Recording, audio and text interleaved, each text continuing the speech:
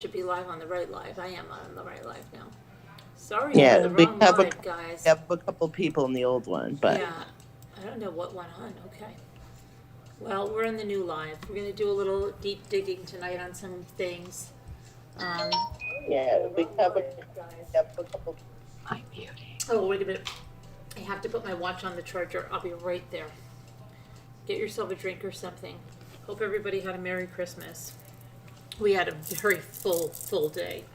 Um, it was very nice. My son and future daughter-in-law bought me so many gifts. I was like, what are they going to hit me up for after this? It was like box and bag after bag.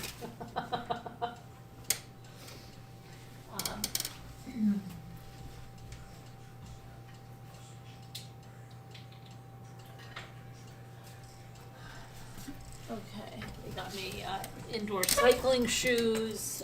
They got me a new purse and a wallet. They got me this shell box. What the heck else did they get me? Something else too. What the heck was that? I'm trying to think what the heck. There was another indoor cycling shoes. Oh, and then this big box of candles, all different scents, in glass jars, like, I don't know, like 14 of them. Got all that, and then my daughter got me these stained glass. Somewhere at that market, they have stained glass.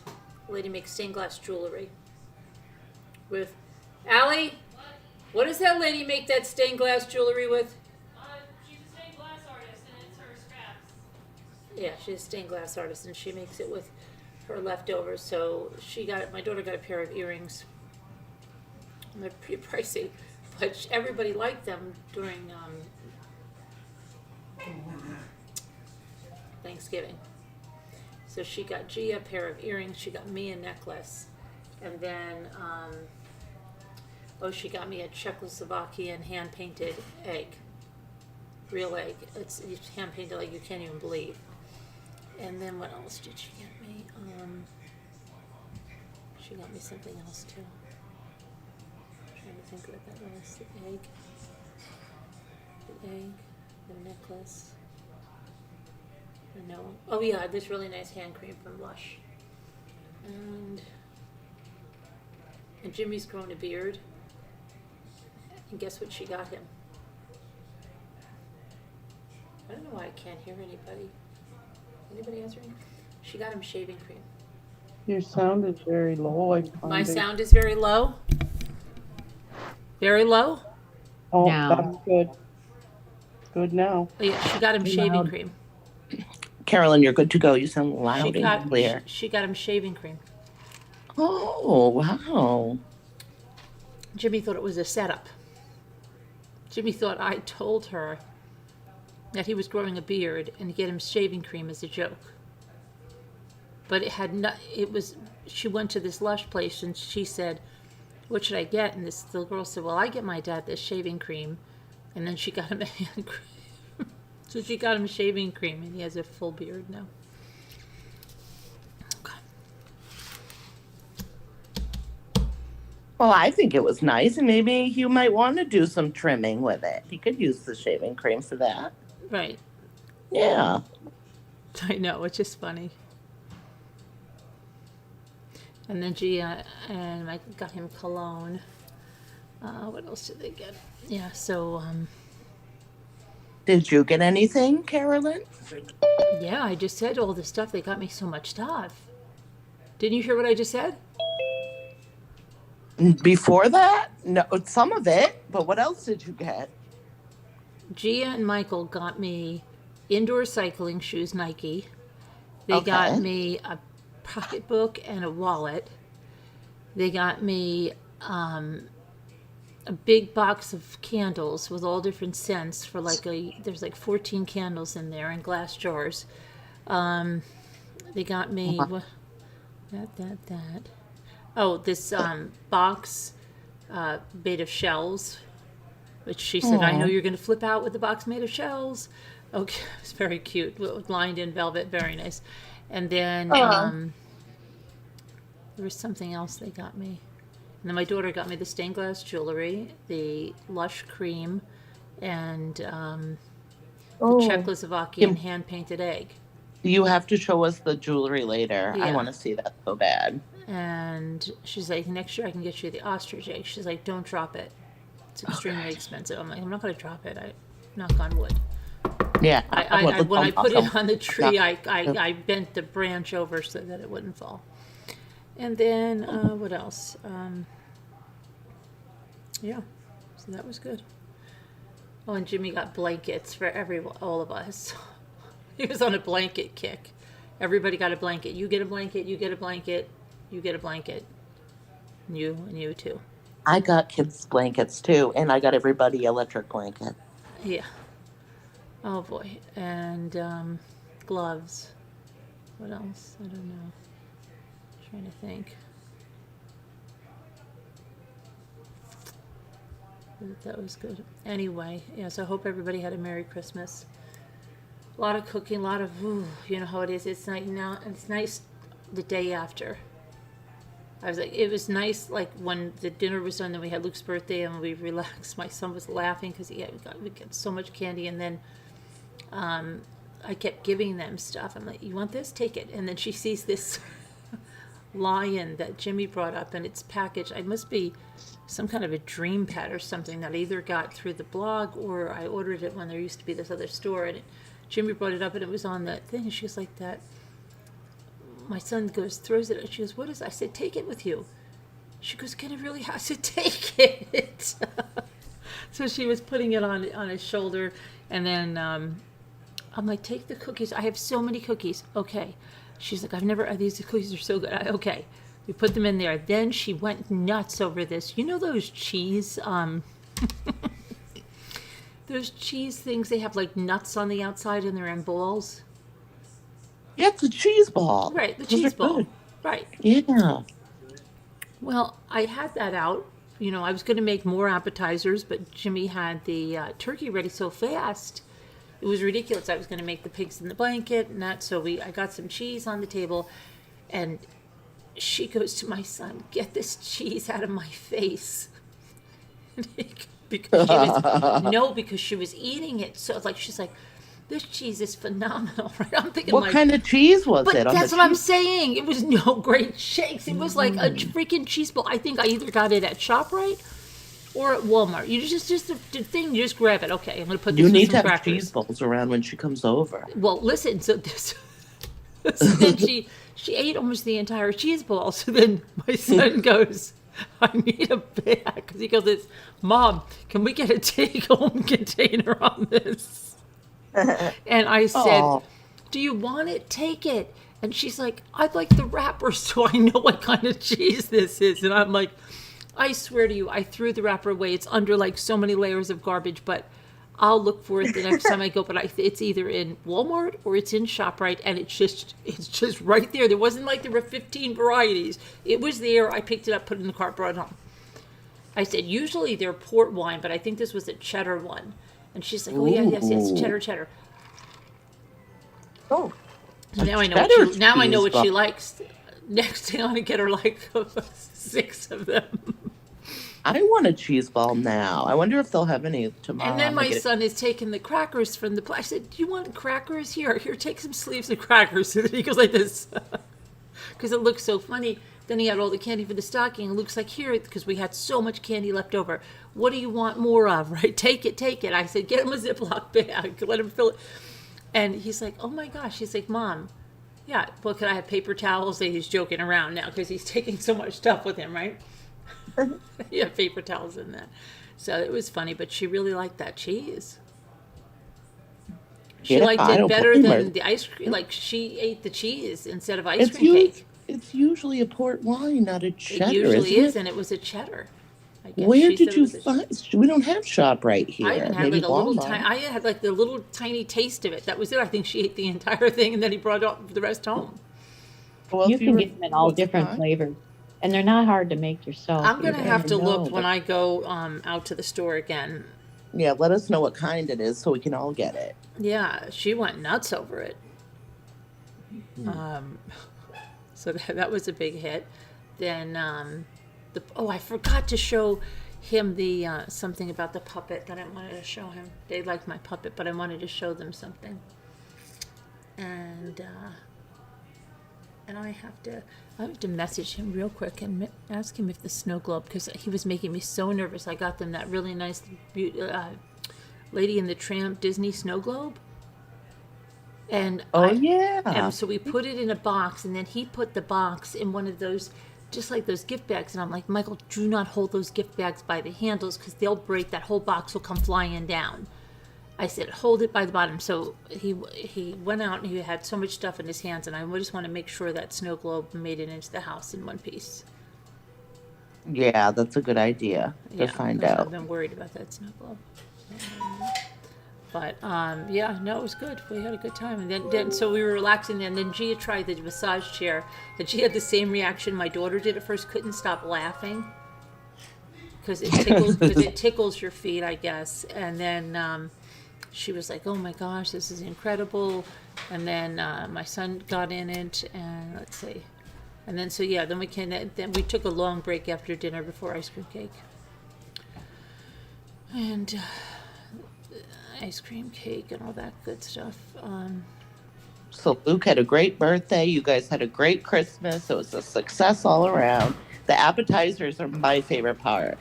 Yeah, but I didn't get to make appetizers. as many as I wanted. I wanted to have everything started because Jimmy goes on this convection on the turkey, and he cooks the turkey in like 2 hours. So it's ridiculous. Wow. How does he do Because that? it's ridiculous. That's what it is. It's a quick cooking turkey. Literally, he puts it in the oven and it's done. Okay, and then you have no time to do anything else. Oh, so you guys got to start before the turkey goes in, or put the turkey in because it's later. too fast. I said, why rush the turkey? You should let it just go like a normal turkey. Like what does the normal one take? 4 or 6 hours?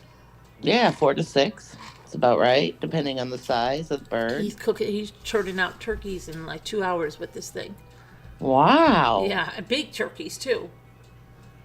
What is it? Like a convection oven? Yeah, we have a convection oven, and he does some like super convect or something, and literally he could take even a turkey that's like partially frozen. He's got the thing done. I'm telling you, it's nuts. So is he really good with it? Like, is he a he's turkey a baster. prep? He bastes it every I don't know, my like a few minutes, and and then before you know it, it's like, oh, hurry up! Like I can't even get the sweet potatoes in the oven fast enough, like the ones on I the bet skin. it's so good, I'm like, well, though. wait I a bet minute, wait a minute. So it's nice and crispy on the outside and very juicy, juicy on the inside. Yeah, he's like flying. So I'm like, sounds take good. it easy. I'm like, I didn't even get to make the pigs in the blanket or anything. And he's like, well, use it for New Year's or something. What's your idea of pigs in the blanket? I take the little cocktail franks, and then I take the crescent rolls, and I put the crescent rolls on them, and I bake them in the oven. Yep, they're little baby hot dogs. They're tinies. Right. Yeah, they're Sabret or Nathan's or whatever the ones they have. Mm-hmm. Yeah, what's your idea of them? It depends. That was my idea. My idea of them was exactly what Carolyn said, I thought. Yeah, I've had them like that. Yeah. And I've had them with the little smokies. Mm. Those. Yeah. Nathan. Yeah. And then other people call it like a sausage inside of a pancake, which I doubted what you were doing. No. So no. Maybe they do it on a larger scale. Sausage and a pancake. IHOP, they have that there. Okay. Yeah. Yeah, so how was your Christmases? Good. It was great. You ate a bunch Great. of sushi? We all ate so much sushi. Yeah, we have leftovers, so. It would look delicious. It looked delicious. I got Tina to cook everything I was supposed to cook. And we had Chinese. Yeah, that's good too. We do Chinese on New Year, sushi on Thanksgiving is just normal. We cook for Thanksgiving.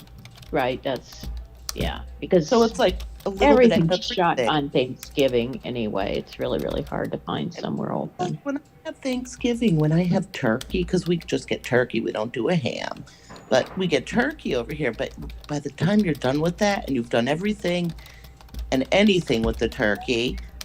Leftover sandwiches, the turkey and toast, the white gravy, all of that. You are so sick of turkey. By the time Christmas comes, you're like, maybe we should do something else. Yeah, Yeah. we didn't even Why make the I ham today. We're gonna have the ham, I guess, on, I don't know, New Year's maybe. I don't know. No, you could do the ham on New Oh, Year's. did you That's bake a ham great- today? We didn't. I had the ham. We didn't make the ham. You We make had it on so New much Year's. food. We had so much food without the ham. I was like, Now you don't have to do anything but the ham, and you could just do your appetizers on New Year's. yeah. Isn't that cool? Yeah, do that. Me as well. Yeah, and Give then it yeah, up. it's just it was a And lot. get another couple cheese balls too.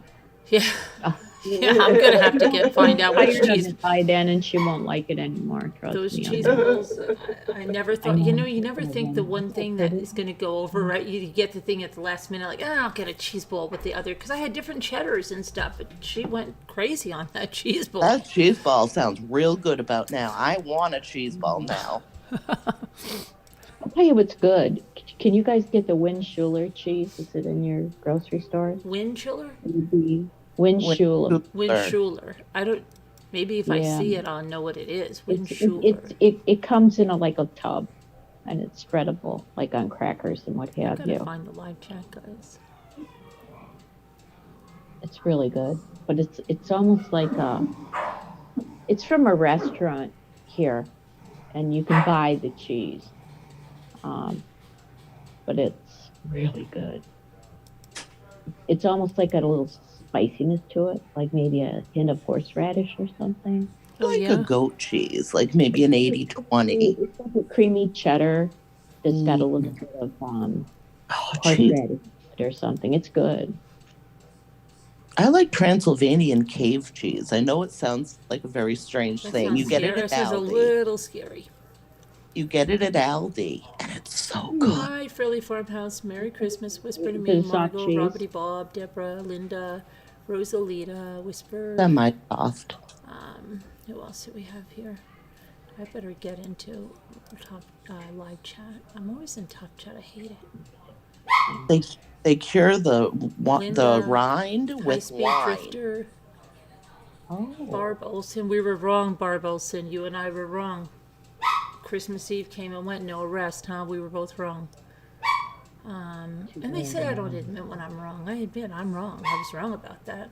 You always admit that when you're wrong. Always. I know. Hi, GB. Why not? It's the what do truth. we know? It's wrong. Yeah, see. me too. I admit I wrong. like Marie, wrong hi, Marie. Hold on a minute. Let me. Sassy. speculatory Sassy might things have here. a touch of dementia. This is really, the vet said so. And she doesn't know sometimes, like, what the heck she's doing. Like, she'll just sit there and sometimes just do that. She doesn't want to go, she didn't want to go outside at all today because it's so freaking cold. We had to, like, put her outside for a little bit. What's your temp, Carolyn? Is it Who didn't want to go out? Sassy. She's like 12 and a half, and the vet said yeah, she might have, like, yeah. a touch of dementia. yeah, maybe the arthritis, the cold. Maybe Probably. she has the arthritis, too, and that's really bad. I But, didn't know Yeah. they could get dementia. oh, yeah. Oh, yeah. Mhm. They can the And same. she's 12. She's 12 years old. 12 and a half. Mhm. It's not that old. What No. kind of dog is it? Maltese. Maltese. Oh, maybe they're little. Chihuahuas have a lifespan of You're 12 chowing down a years. turkey sandwich right Right. now? I thought Chihuahuas like 15 was. Yeah, well, hopefully she'll live more years. I don't know. She has a little bit of her eyes, or she might not see as well, and you know, Okay. yeah, Yeah. Some well, cat back. hopefully she'll be okay. Lex Luthor, hello. Hi 61. Moonlight View. Moonlight View says smoked Gouda and caramelized onion cheddar. Ooh. Let's see. You're speaking my language. Yes, Cheese. we're not going to watch. We're going to talk about it. It wasn't. She gave it to the newspaper, so we're going to talk about it, and you're going to hear my thoughts on it because she basically said that he was Jack, her nephew, was a person of interest, and then she said Well, I don't want to give you her exact words. I don't want to say something she didn't say. Hold on a minute.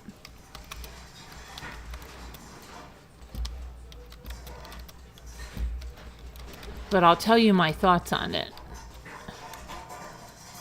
Because, hopefully, let's see. All right, so her name is Brooke Miller, and she said she's the aunt of Jack DeCour, and she said he is currently surrounded by family and friends as he grieves Kaylee Goncalves' murder. And then I quote, this is her, okay, these are her words. He's not only lost the love of his life and what we thought, and he probably thought as well, would be his future wife, you know, get married and have kids and all that. But also, half of America thinks he could be responsible for the heinous killings. She also said that Jack and Kaylee were dating for 5 years when she broke off with him just 3 weeks before she was murdered. Obviously, he was sad, but they were still friends, said his aunt. And she would only say that Kaylee was planning on moving away and that their split was amicable. Now, Jack is a mechanical engineering major at the university, and she said initially considered a person of interest. And then they talk about the calls in the hours before their deaths. Kaylee and Maddie tried to call Jack a total of 10 times, but he didn't answer. Police in Moscow later said they looked into and cleared the phone calls, and on November 23rd declared that DeCour was no longer considered a suspect. But that's not what they said. Okay, they did not say that. They said detectives do not believe the male that Kaylee and Madison attempted to contact numerous times on November 13th is involved in this crime. That's what she's talking about. We know that after that, they came forward and said they were interviewing people because there were different things that had come up. So that was early on. So then she she talks about, it says, but many internet sleuths have pointed a finger at Jack as the killer anyway. And then she says in a YouTube video posted by another channel, she says that the host had a video about red flags in regards to Jack, noting that he and Kaylee had recently broken up and the dog they bought as a couple did not alert to an intruder and was not harmed. After mentioning Kaylee's plan to relocate, and she said, we all know the most dangerous time for a woman is when she is trying to leave. So many people have said that, including us, right? So that's the truth. You look toward the person that, when someone is killed, the spouse, the boyfriend, the girl, that's who you normally look to. Were there red flags? There were red flags that was going on in that relationship, right? And that is the most dangerous time when a woman is leaving. That's all factual stuff. There, she says that his mother, father, Kaylee's mother, father, and sister have all publicly stated their support since her death. Yeah, they did that early on. They did. So did Lacey Peterson's mother early on. We know where that went. She says, we all know beyond a shadow of a doubt that there's no way that Jack would ever do anything like that to anybody. No, we don't all know that. We don't all know that. Jack now owns the fluffy golden pooch Murphy. I think that's very interesting. Jack now owns it. Whom he and Kaylee had bought as a couple. The dog who lived with Kaylee was found unscathed at the crime scene and initially turned over to Animal Services. She says that Jack is struggling at the thought of returning to the University of Idaho and says, and I quote, it's hard for him to think about going back to Moscow because his life there was very involved with Kaylee's. Listen to that. Just listen to that. He's struggling with going back to Moscow because his life there was very involved with Kaylee's. She wasn't going to be there.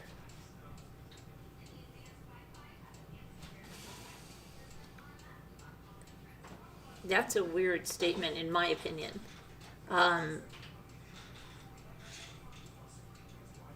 Because his life there was very involved with her. I'm just say he's struggling to go back because they've made so many memories there. I don't know. It's just a very, very strange thing right there. That makes it even more sound like he had an issue with her going away. Anyway, she started a Give, Send, Go. I've never heard of that, but it's like a GoFundMe. I've never heard of Give, Send, Go. On December 6th, with the goal of raising $20,000 so that Kaylee's family will be able to hire a private investigator, get expert legal advice, etc. And so far, they've raised over $17,000. So they reiterate that it's 6 weeks, and the Moscow police still don't have a suspect in the case, well, that we know of. The very last thing this family wants to happen is for this to become a cold case, the aunt says. Now, isn't this funny? Kaylee's family declined to comment on this. That's interesting, right?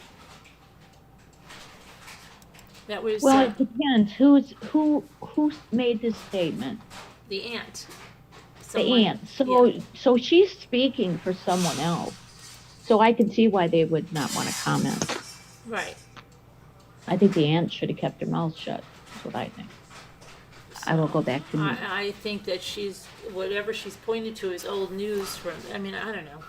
It seems like she's, to me, in my opinion, doing some damage control. At least trying to do some damage control. I see it that way too. That's what yeah. You know, when she says everybody knows he could never do this, you know, and I paraphrase that, but no, everybody doesn't know. And there's plenty of people just like him that do this kind of stuff. And in the very same situation when they feel like they're losing everything, it happens all the time. So, I mean, it's, I don't know.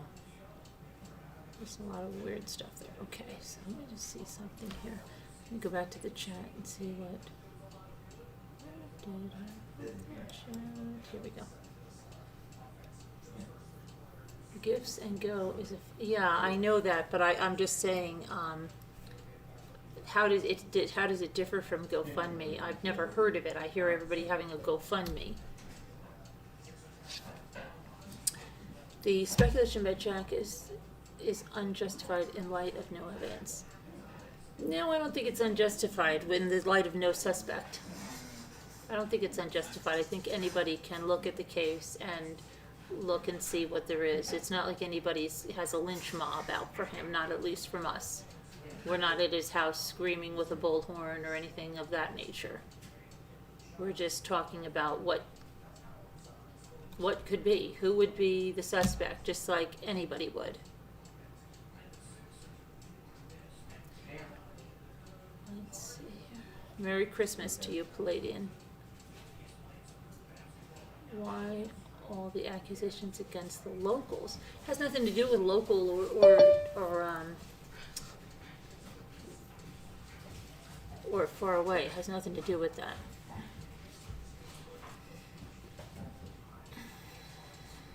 Hi, Liza Ward. Merry Christmas. Hi, Lisa Marie. Jack was initially a person. Well, Lex Luthor, that's according to the aunt, that he was initially a person of interest. Stop that, Jason. But I think Stop. anybody in that area would be a person of interest. I think that's what they would be, because you're going to look towards the boyfriend, definitely, that's what I'm saying. They're going to be a person of interest when someone is killed like that. You know, there was a woman killed in Texas on the interstate, I believe it was 10, and her husband was driving the vehicle and she was shot in the head and killed. And a few of us here, like, we just immediately had the thought, like, oh my gosh, was the husband in on it? Because that is the first thing when someone is killed like that in such a freak thing, but like seems very targeted, right? That they just got the wife and that was it. That you would think that. Hi, Carolyn P.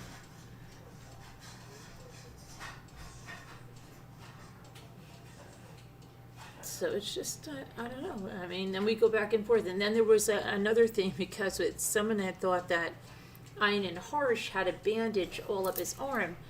But then I went back and looked, and it wasn't that. It was someone that was arrested like on December 5th, and he had a purple bandage and a mugshot. And then there was another guy that was a neighbor that came forward, and he's in law school, his third year or something, you know who I'm talking about, Jeremy something. And allegedly he was running around with a black bandage.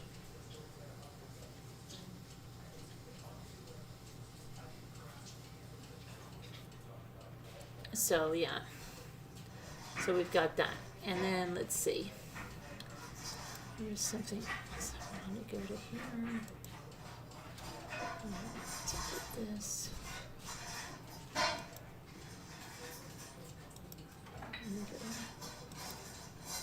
So there was something else. We're going to look into a little bit. I wanted to show you something because I don't know if you've seen this. And if I don't have it, I took a screenshot on my phone in case I can't find it again. So let me do this.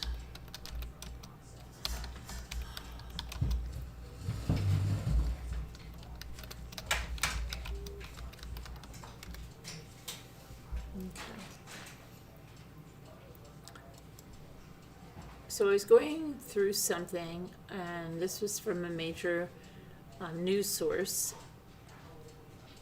and this was on December 5th, and they were talking about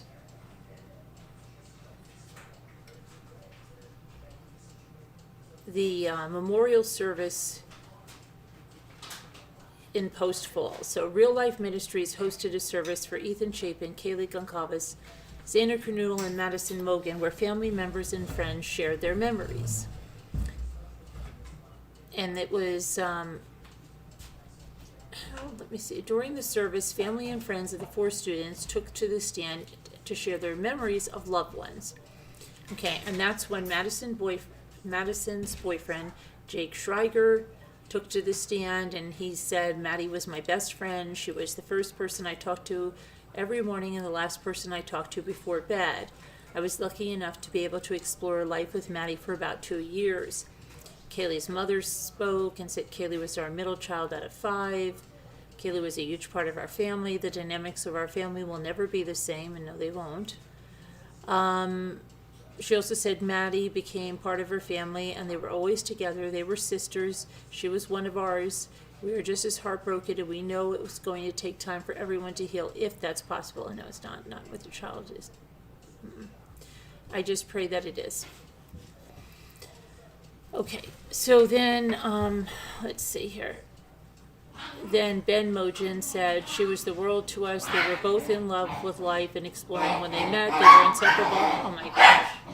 What's going on, guys? Hey.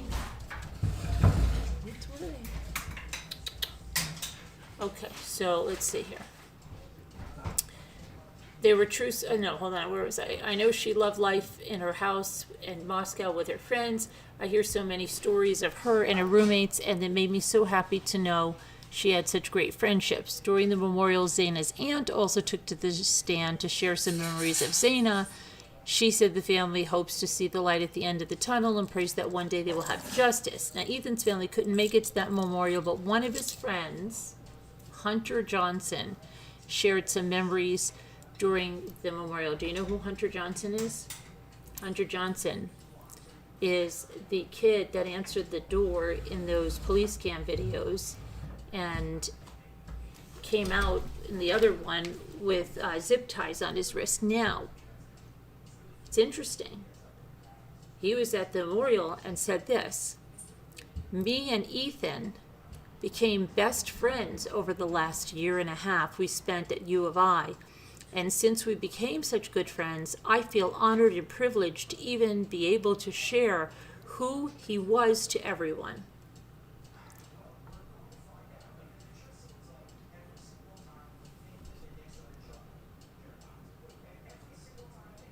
So did you realize that that kid was at the memorial and said that he and Ethan were such good friends? I didn't know that. Did you know that?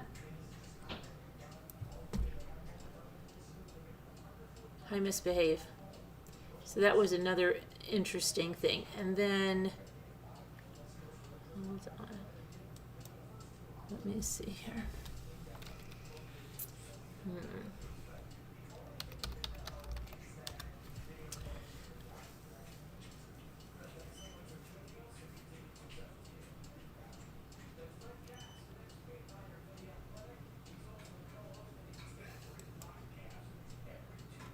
And there's something else. Let me see if this has.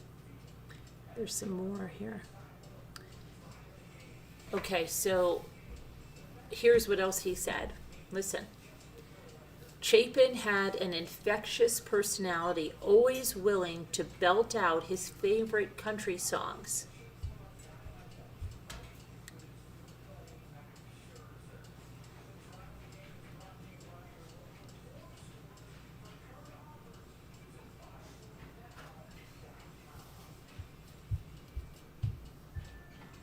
I think there might be something else here.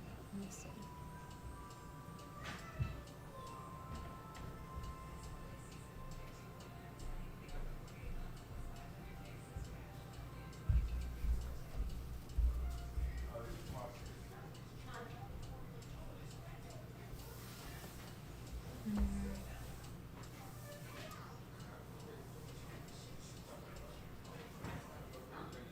Okay, so that was all of that. Now, next, I'm trying to figure out what we got here. So here's the other thing now. I think this is his.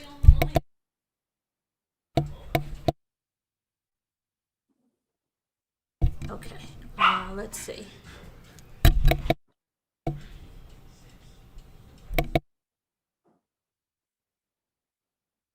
Okay, let me go now and see this, if this is his. No. The other strange thing,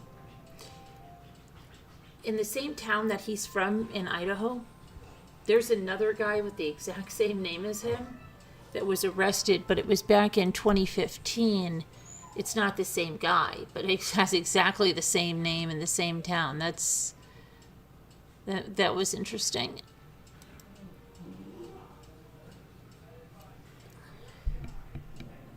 Go over here.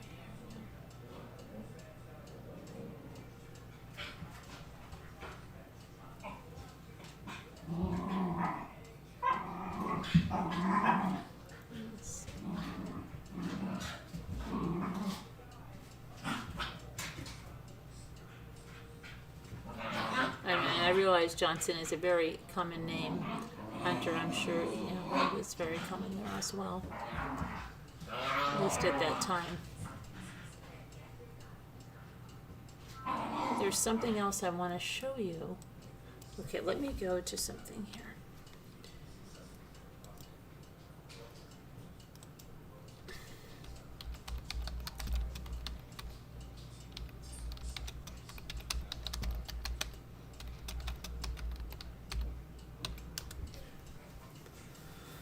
Okay.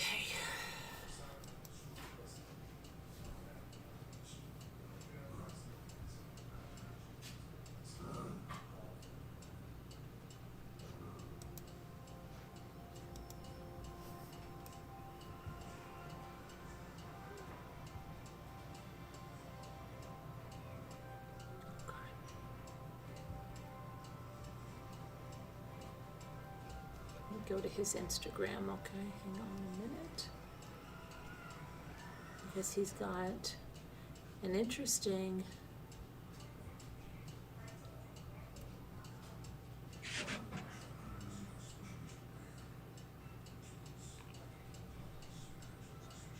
Emily and Bethany look so much alike.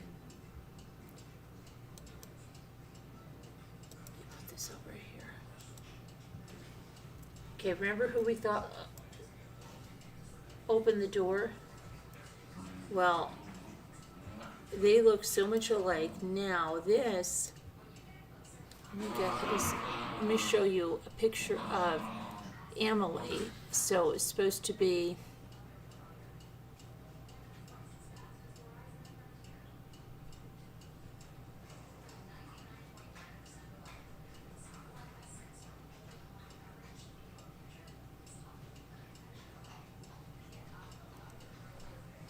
let me get his Instagram.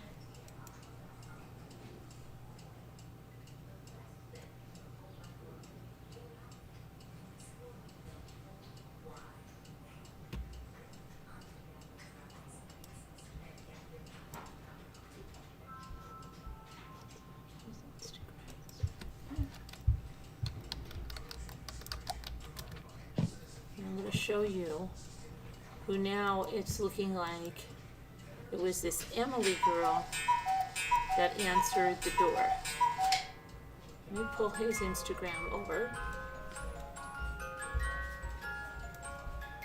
Okay. Here he is. You see he's got the necklace. Yeah, I was wearing a necklace then. And this is 37 weeks ago, Princess Fiona's castle. If it weren't for the pictures, I wouldn't remember the night. And over here, let's see. Here's a link to the YouTube. Okay, what is that? Let's see here. Hold on 1 second.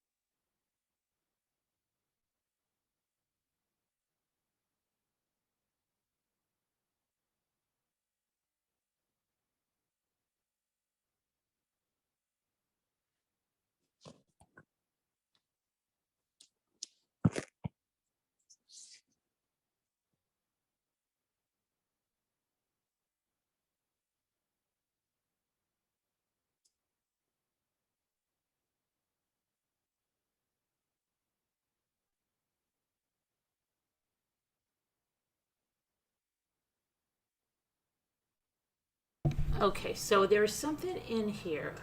Oh, it's this.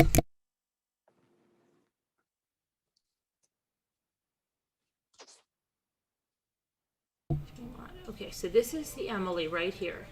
And she says, Borg is love, Borg is life.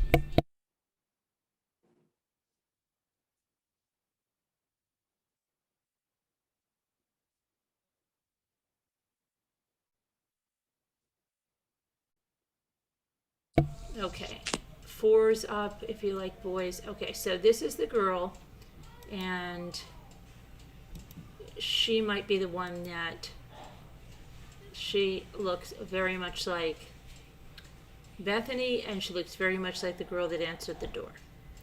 So it's looking like that's who that is. And he again writing how best friends he is with Ethan, right? Now, then you get this, you should get Osana or gladdened for not putting Emily first. That was also 37 weeks ago. Oh my gosh, hang on for a minute.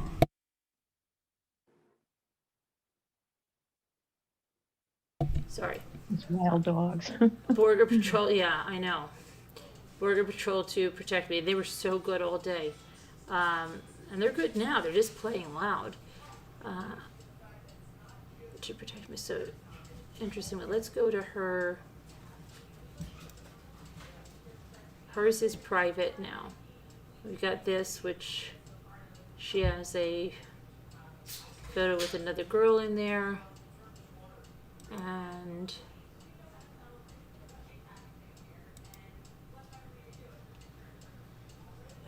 this.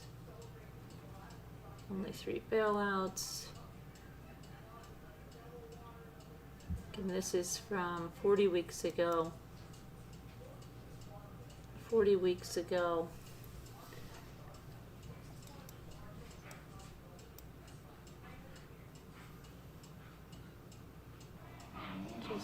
Just an interesting, fact. We're not saying he did anything or anything like that of the sort. We're just putting a name to the face that we've seen in around students that were brutally murdered. Okay, and it's okay to put a name to a face that you're seeing there out there in police cam video that's been released, and this is the name. Okay.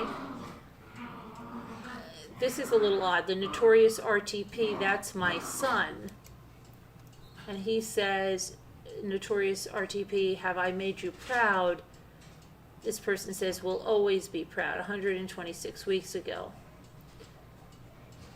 But that obviously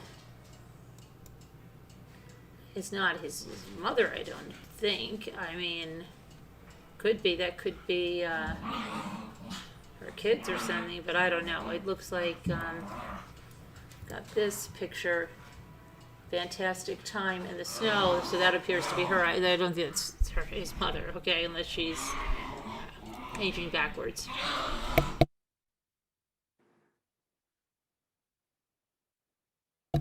Sorry. Okay. So let me see what you guys think or feel here. I'm going to put the panel on. If you'd like to call in, you can call in. We can deep dive on some things. If you tell me something to look up, I'll look it up. And I'm going to put the panel on. And if you'd like to call in and you're not in Slack, you could ask for the number and call in.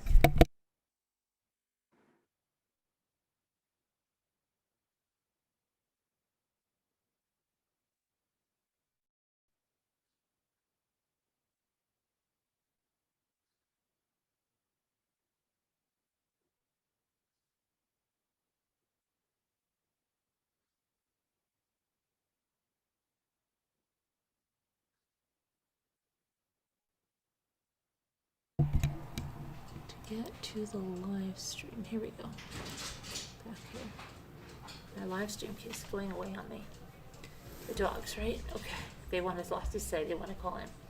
So the Broadmoor says has a golf course that is super nice. Like part of the Broadmoor Hotel was used in the movie The Shining for a brief moment in the beginning.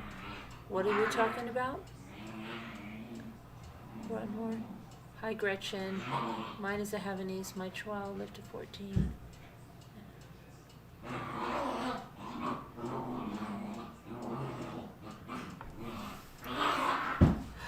my goodness, hold on 1 second. Feel free to talk, I'm going to get them something to try to distract them from playing so loudly with each other, trying to get them a treat or something to chew on instead of each other.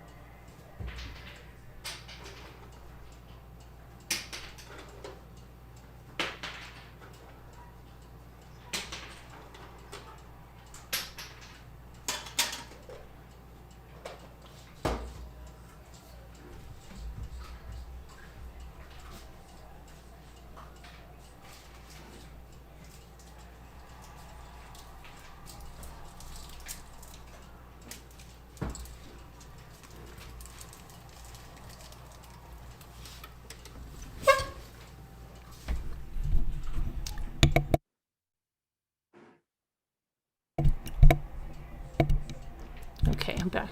Can you hear me now?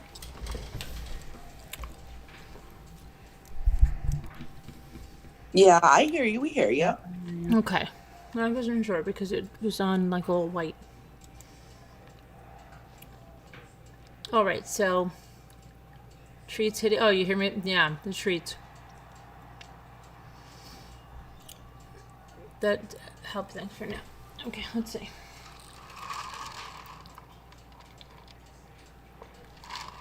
They're just playing, but I don't want. It's loud when I'm live. They will be puppies. Let's see.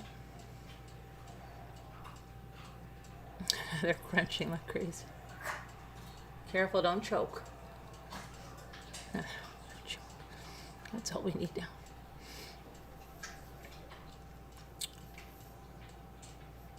Carolyn, you showed a photo of that student guy at the golf course. Oh, yes, I did. Is that what that person was telling me? Okay. And we know that Ethan liked to golf a lot, right?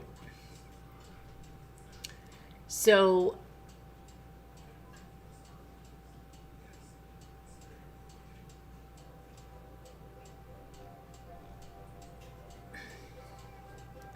I want to. So does anybody? Let me see. I wanted to see one thing about this.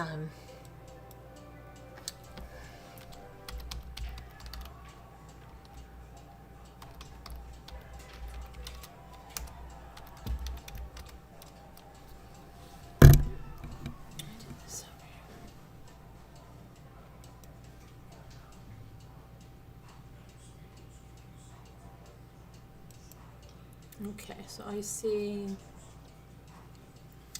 he likes something called Swamp Recruits, which has to do with football, and that would make sense since he is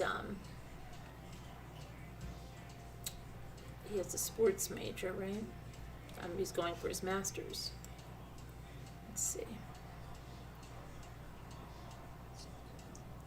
And then Emily likes this. It says that's not available anymore. It was Schmoods. Schmoods on Instagram.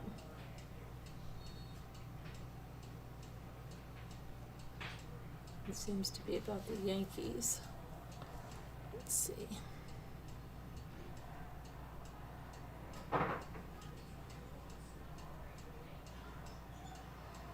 Okay.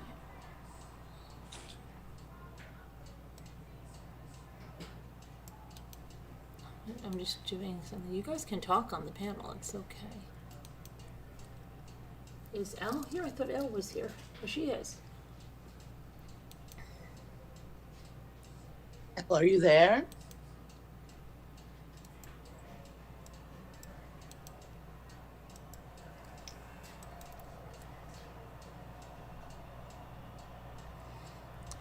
So, Emily apparently played softball for Boise State and was a friend to Zaina, which would make sense if she was a friend of Zaina's. And he says in the last year and a half he's become best friends with Ethan, right? That would make sense if he was her boyfriend, this Hunter.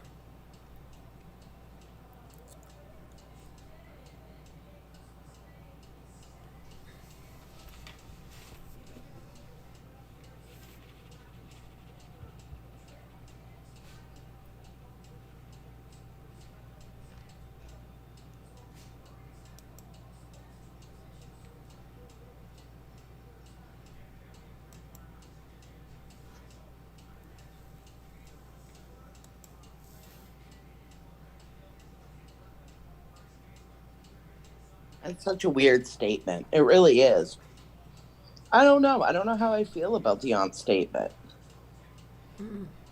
And I don't know. No comment from the parents. I get it, but I don't know.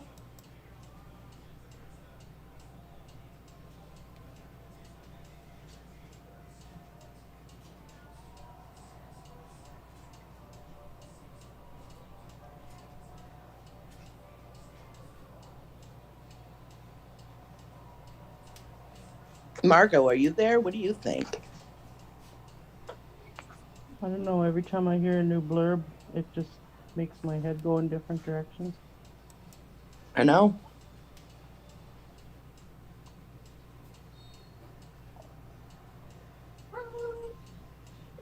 And then you have to sort through what's real, what's fake. Mm-hmm. Crazy. Mm-hmm. There's so many rumors out there that you have to sort it. Yeah, it's horrible.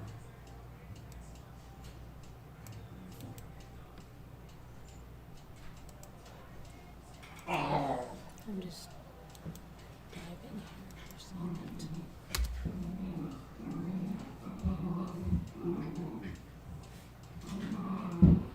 Okay, hang on a minute now.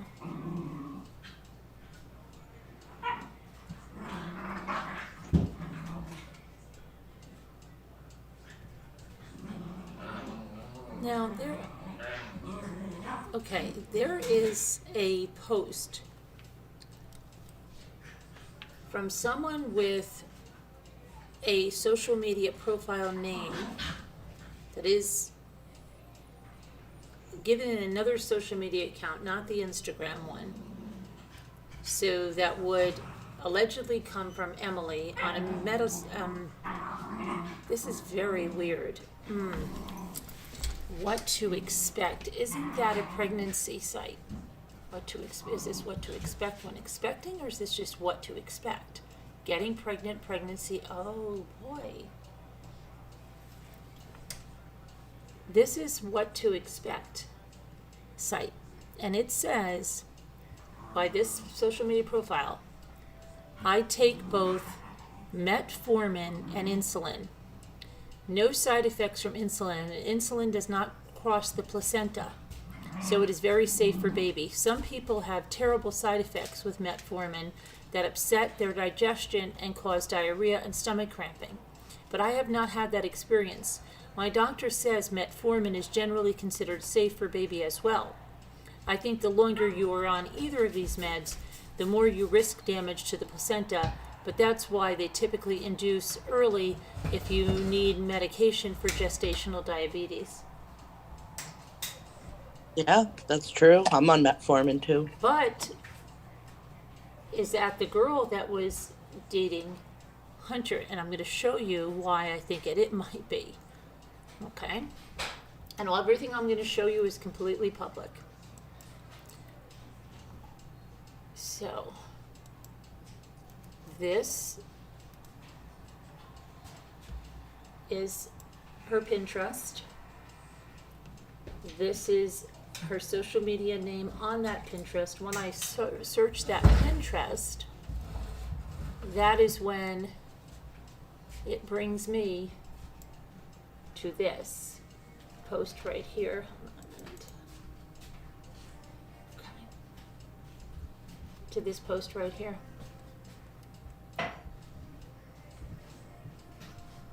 Which I'm not sure. I'm gonna put this full screen.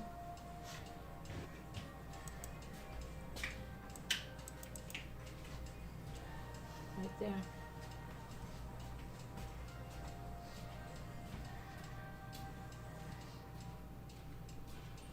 Does that mean she's just giving medical advice?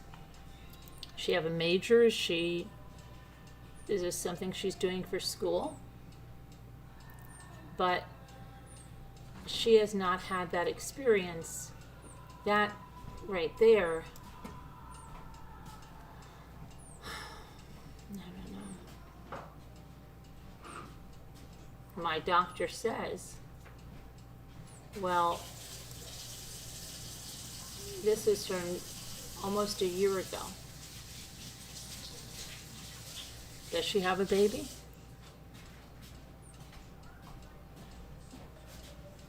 I don't know. I mean, no idea. But just saying, I don't know.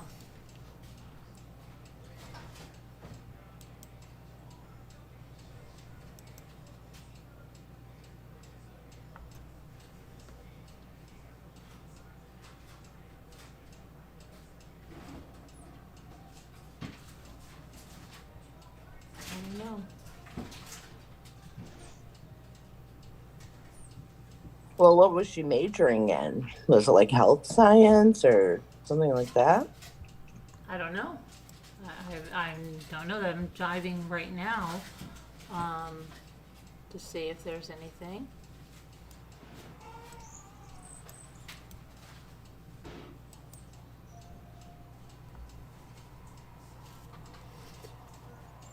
When I search that name, this one here, there's only two things that show up. Except when okay, hold on a minute. When I search, okay, here's another one. C-section mamas. This person said, I know it seems like you should be paying attention to your baby husband, but the downtime after baby is out and calm with dad, did anyone use their phone to stay calm and focus on other stuff? This is my third. I was very bored and anxious for a long time after my second. This person who's got this name says, there wasn't really any downtime for me when baby was with dad. So that person has 3 kids. No. But- The person that's asking the question, but this is the person that's answering. This is the same name as her social media profile on Pinterest. The peds team took the baby for like a couple of minutes, then he was with me. My husband held him as we were wheeled into the recovery room, but then they gave baby back to me. I wouldn't plan on having the time, energy, or brain power to be on your phone. Also depends on your meds. Your arms may be slightly numbed as well and hard to use. Plus, a lot of women get the shakes right after, which makes it hard to do much of anything. I mean, is this just someone that happens to use that same? And let's see if she answers anything else here. No, let's go back over to.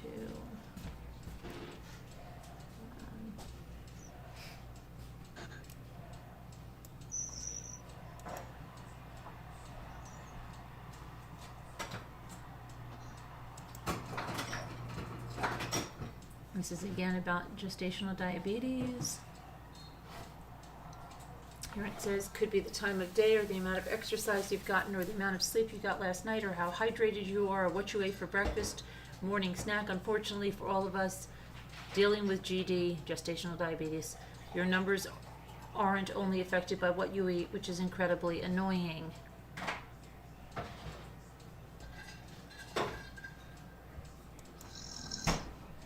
I think someone's sleeping on the panel. Okay, here's someone else now. Here's another one. I wish I could offer advice, but I'm in the same boat. This again is January 1st, 2022. My meal numbers are okay, but I've never even been close to under for fasting, and that's why they keep increasing my insulin, put me on metformin, but it seems like my fasting numbers are getting worse. I have twice weekly appointments with my OBs and once a week with the dietitian, and no one seems as worried as I am, which makes me want to scream. I'm not sure what else to do at this point except trust that they know what they're doing. I'm sorry you're also going through this. It is horrible, and I feel so guilty all the time.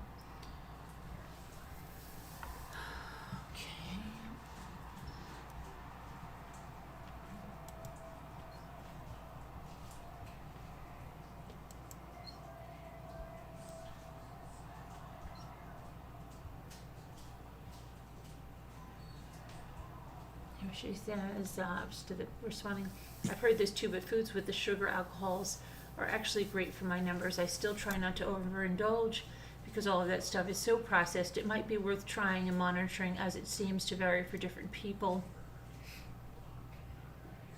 January 13th, I haven't tried this particular ice cream, but my dietitian also recommended keto ice cream because I do best with high fat, high protein snack before bed.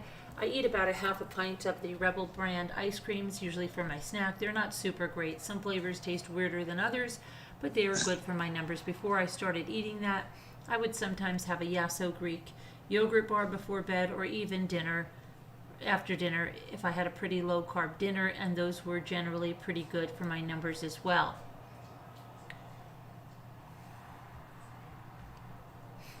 Okay, so I don't know. That's just, I'm not saying that is her. I'm just saying, the only thing I'm saying and the only thing I'm saying, that name that is making those posts is the same name that is over here. That's all I'm saying.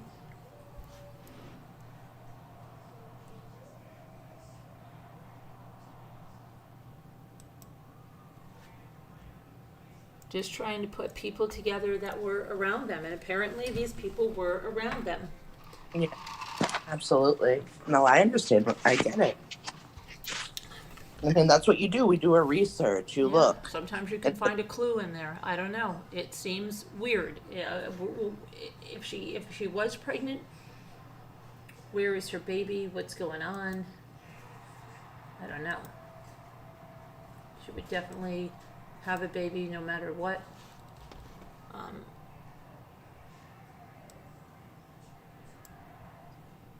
don't know.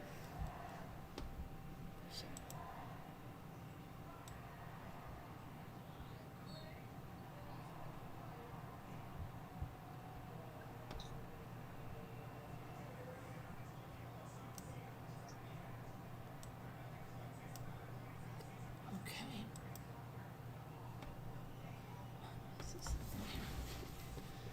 And if anybody called in to email me, let me know.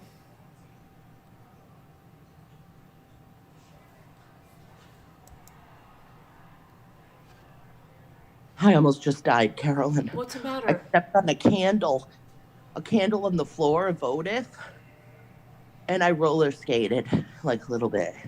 Oh no. I'm okay. Oh Okay. man, I'm glad you're okay. you better sit down.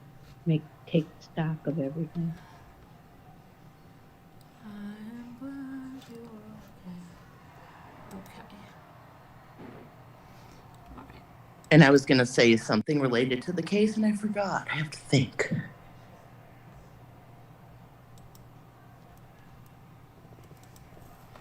right. Let me see. Trying to get back to the chat. Now, was the frat house directly across the street, or was it a few houses down across the street? You know, they pointed right across the street. I heard that before, that it was a few houses down, but then I heard it was across the street, and then the kid pointed directly across the street.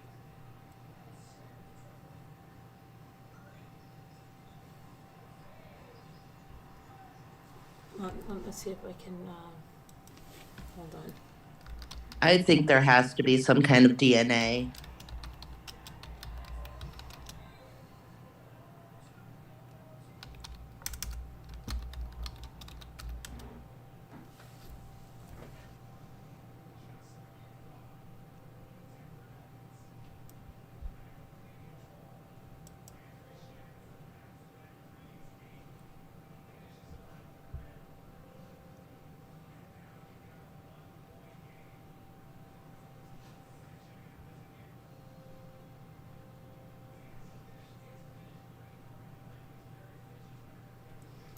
I'm just trying to look at something here.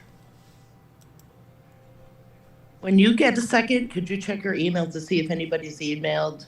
Because Kevin's been putting the link up. All right. Let me see here.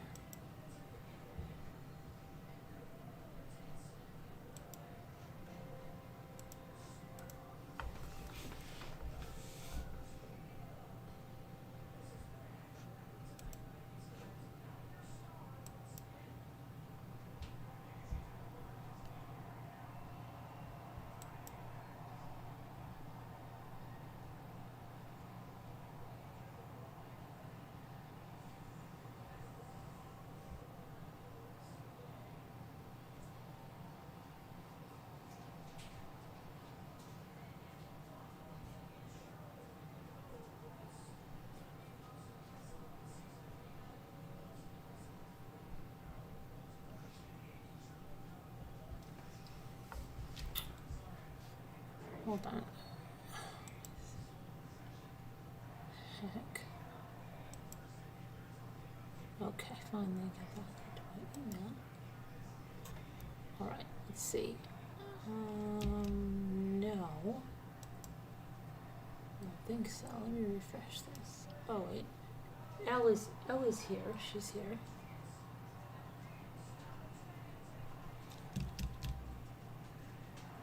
Yeah, just Elle there, and she's here. So I go back over here. So what? There's a cut through from 1122 to frat house, 60-second walk. Do you have the address of that house? After all, I think that they are divided on the opinion. Steve and his son's face are really telling. Yeah, I've heard that, snow remover. I've heard that.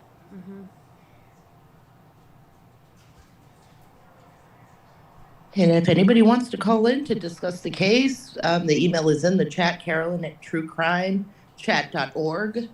Make sure you put it in What .org. does anybody think about that girl there and that name? It's strange because it It's is. great. Yeah. Okay. And those are the only things I can find connected with that name on that. Let me see.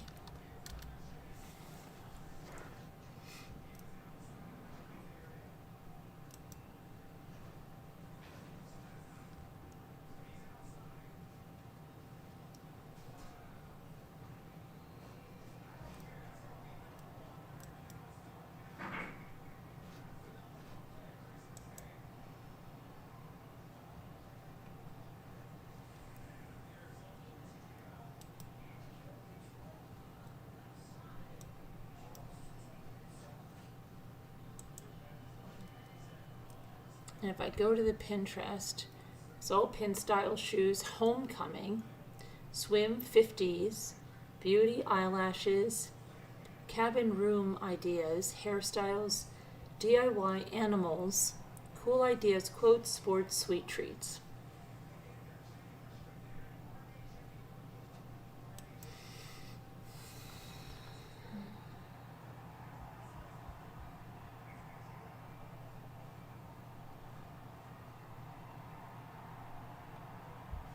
And I don't see any followers that are. And who's she following? She's only following 11 people.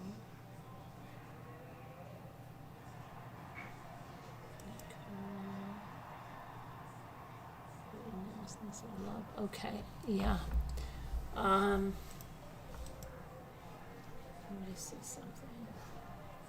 I want to just check something now, because this person said my husband, right?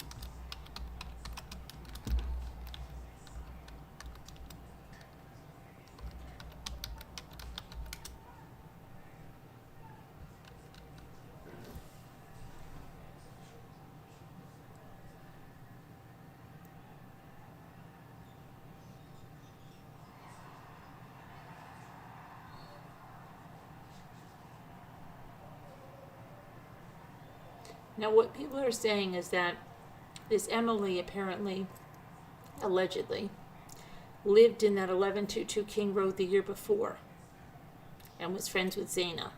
That's why she's coming into the picture. And that other guy was her boyfriend.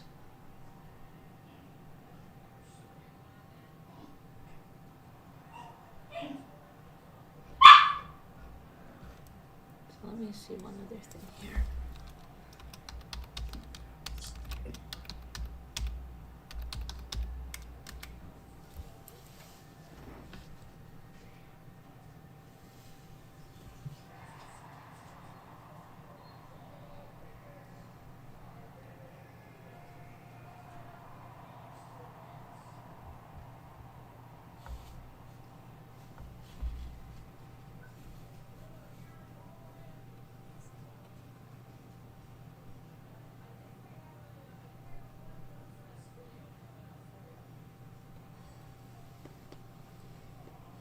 Let me see here. Try something else.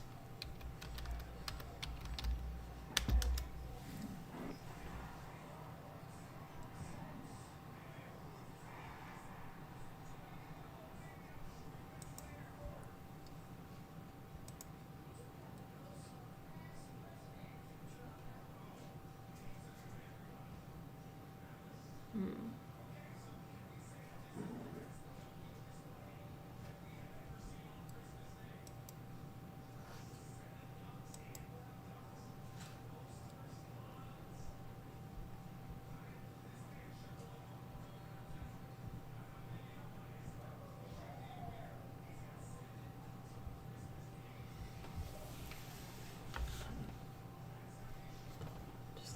something here.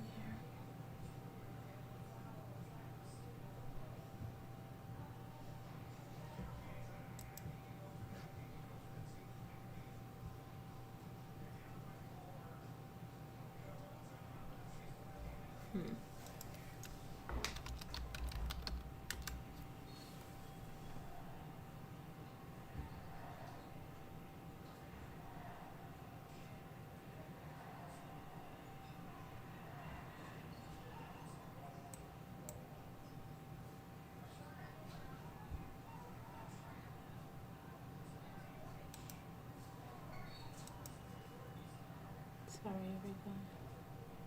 Let's see what this means.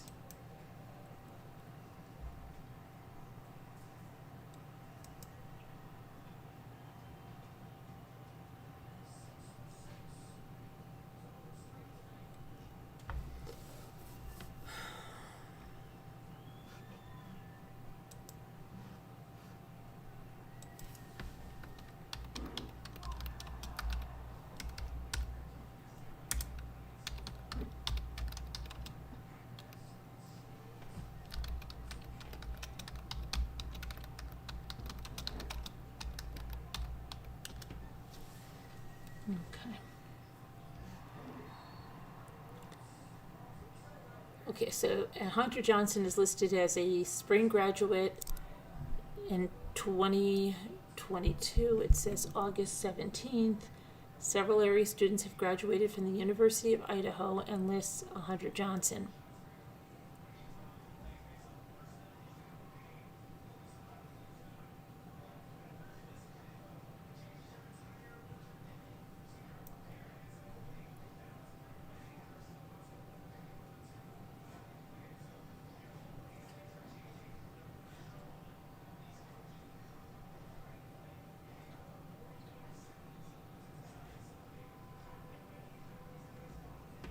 Okay.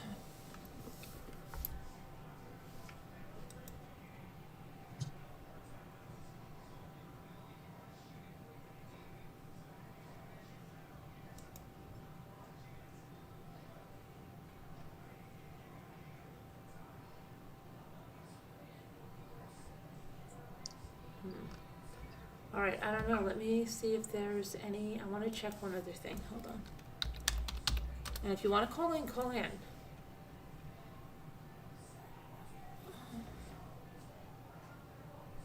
Elle's back. Elle's back. Elle.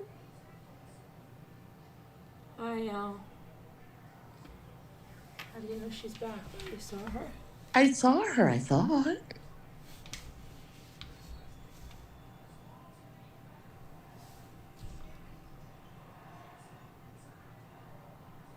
So what do you think, Elle, if you can hear us? What do you think about this whole thing with the aunt speak? Can you hear me? Can you hear Yeah, me? we hear you. What do you think about this whole thing with the aunt speaking out and Oh, yeah. I think that, of course, she's going to say he's not guilty, in my opinion. And what is she going to say? He's guilty. And I think that it's very telling that they broke up 2 weeks ago or 3 weeks ago, as opposed to 2 months ago. I think that is a huge difference, and it says a lot about his state of mind. I think that, in my opinion, every day or every few days, something keeps popping up about him that makes it more realistic that he could have committed these murders. I think that means that everything is turning in the favor of the fact that probably he's the one that committed the murders. That's what I think. Yeah, I agree. I mean, to me, it sounded like damage control as well. Like what Carolyn said. It sounded like maybe there has been some accusations and she's trying to say, no, he did it. But the family not commenting. Right. Me, it spoke volumes. They didn't comment. Whereas Right. before they were behind him, remember? Yep. Yes, that's another thing, that the family didn't comment and agree with him so that everyone else would. a little bit easier if he just maybe I'll write it out right away. um, Yeah, the whole case is crazy. It's just with all the rumors and well, everything, we don't know what's, well, like I was saying before, it's either the simplest answer.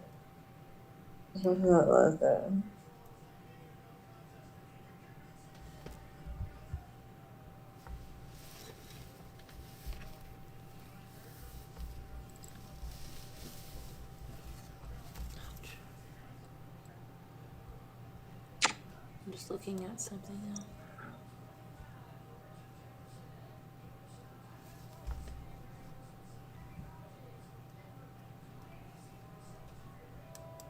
So there's a lot going on here about the aunt coming forward, and a lot of people are saying that they don't feel it's right she did, and they think he should just speak for himself or no one should speak at all.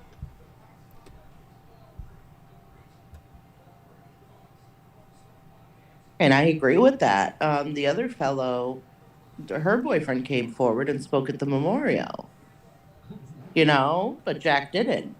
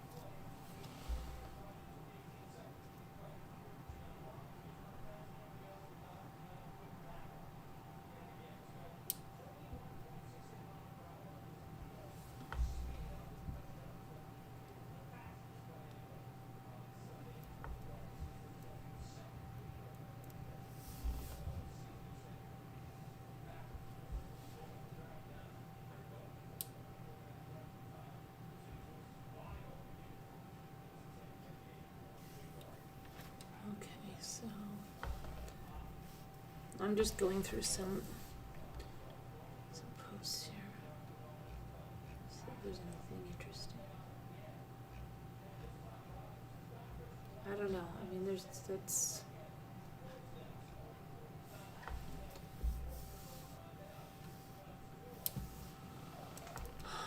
Okay, so I don't know. I mean, it doesn't seem like she has a baby. I mean, I don't know where she is, what she's doing. I think it says she would be 22 years old, maybe 24 years old, did it say? I mean, maybe she did have a baby and her parents have the baby, or you never know. A lot of people have kids and the parents have them while they're in college and such. Mm-hmm. And she could have even given it up for adoption. We don't know. But she said something about her husband, which was weird. So that's. Could it be an older sister that uses the same thing, but there's no other social media connected to that?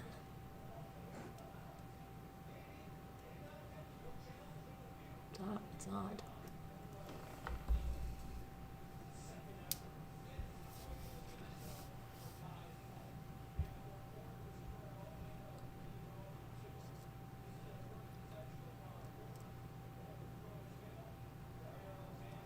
I don't know.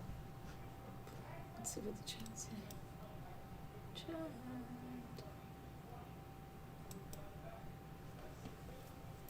You agree with Deborah? If they have lawyers, they're probably be advised to stay silent. Yeah. Carolyn, read a statement Kevin Leonard basically saying he would never do that. Okay. Why aren't we hearing from Jackie's parents? They said no comment. Yeah, I know, Barb, but they're saying that maybe if they had a lawyer and then that aunt is raising the money for them, that aunt is raising the money for the parents, in which they already have 17,000 in order to hire this private investigator. Kevin Leonard's comment is what?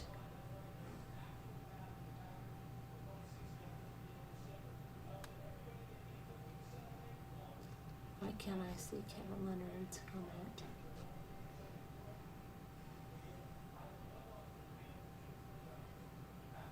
Yeah, I'm not saying he has anything to do with it, Lisa Marie. I'm just trying to connect people that were close to them. And apparently he was the gentleman that was murdered, Ethan Chapin's best friend. Just trying to put it together. Jack had a paper in his hand at the memorial, but he didn't speak.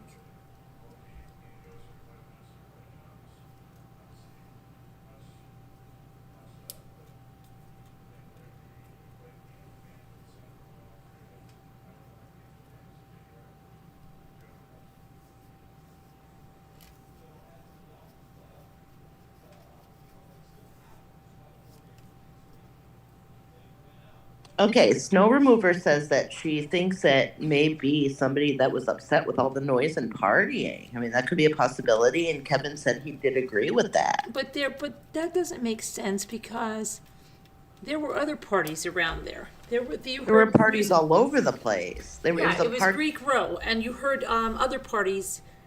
So yeah, why, what was going on with that? I don't know. I just don't buy that being the thing.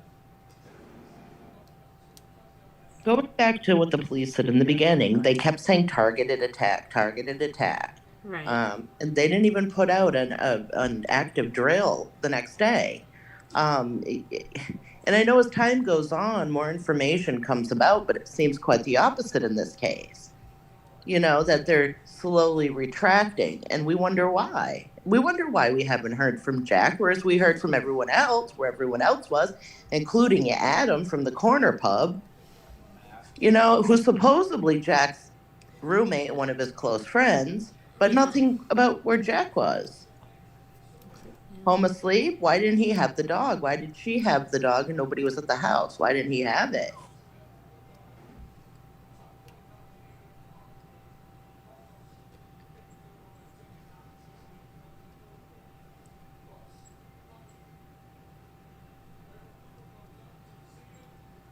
I mean, if I were going to go out with my friends and I had a dog, my first thing to do would have somebody watch the dog so the dog wasn't alone.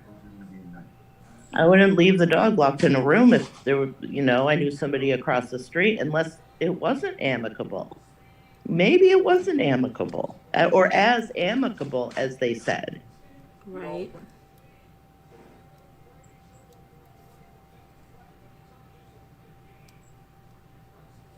And I may be completely wrong. And wait a second, I just thought about something. Oh my gosh. I just thought about something. What if they were calling him because the dog was gone?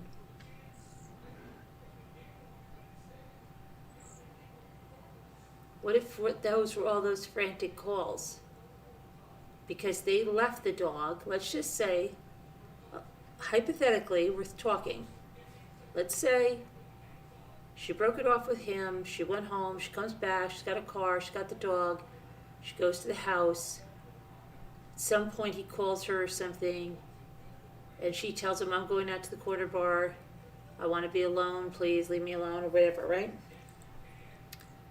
I'm only in town for this one night, then you'll have this town to yourself. Right? Whatever. And he goes over and takes the dog. And they get home, and there's no dog there, and they're calling frantically for him. where's the dog, where's the dog, where's the dog? Wow. And then he comes over with the dog, puts the dog in another room and does the stuff. Leaves the Oh my dog goodness. there. That's a good theory. I mean, I never thought of that. Everybody knew the code to the house. If there was a code, everybody knew it. Okay, but they got home about 1:45, right? Mm-hmm. And they didn't start making the calls till around 2:30. So why wait 45 minutes to call him if the dog was missing? What if the dog was up in her room or something and she was just thinking, oh, let's eat, they're coming in, they're right in the kitchen just eating, not even thinking they've taught, if according to this Uber driver, it's all they talked about was this carbonara, which somebody said is not even on the menu.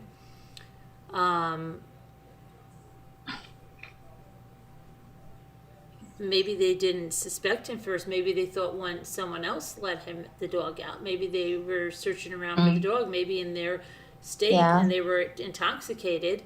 They weren't thinking clearly. They were eating their food. Then they went up. They realized the dog wasn't there. They looked around the whole house, and then they called Jack. That Was it the aunt who said that the dog lived with Kaylee? Yeah. Why would they call him so many times like that? I wonder if they left a message. People don't leave That messages, special really. dish. Okay, that makes sense, Sheena. Special dish.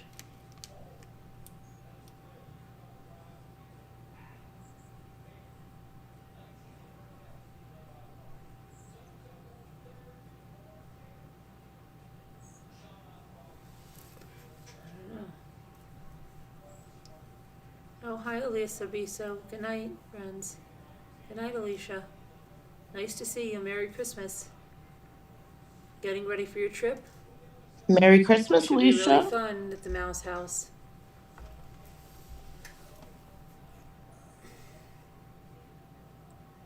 She'll have a blast. Mm-hmm. Hey, Linda.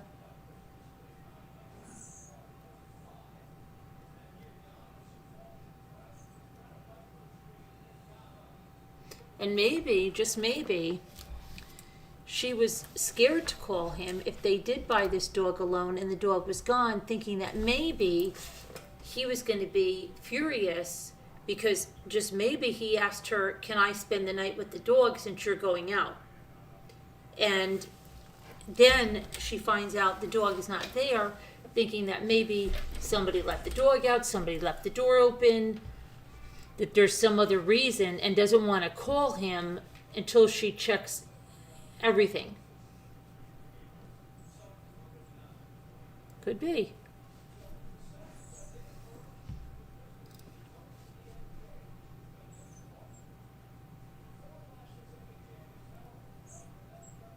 I mean, he could have used Kevlar, too. Maybe he didn't cut himself. I don't know.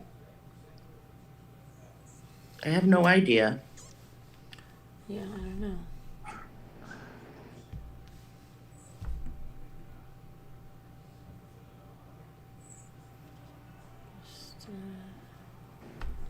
Just trying to think of what.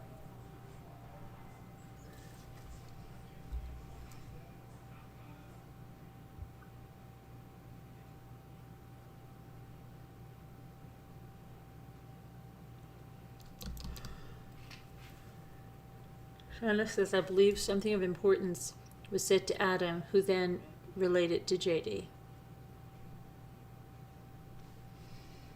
Hey, that's possible as well. Maybe he didn't know about her trip to Italy.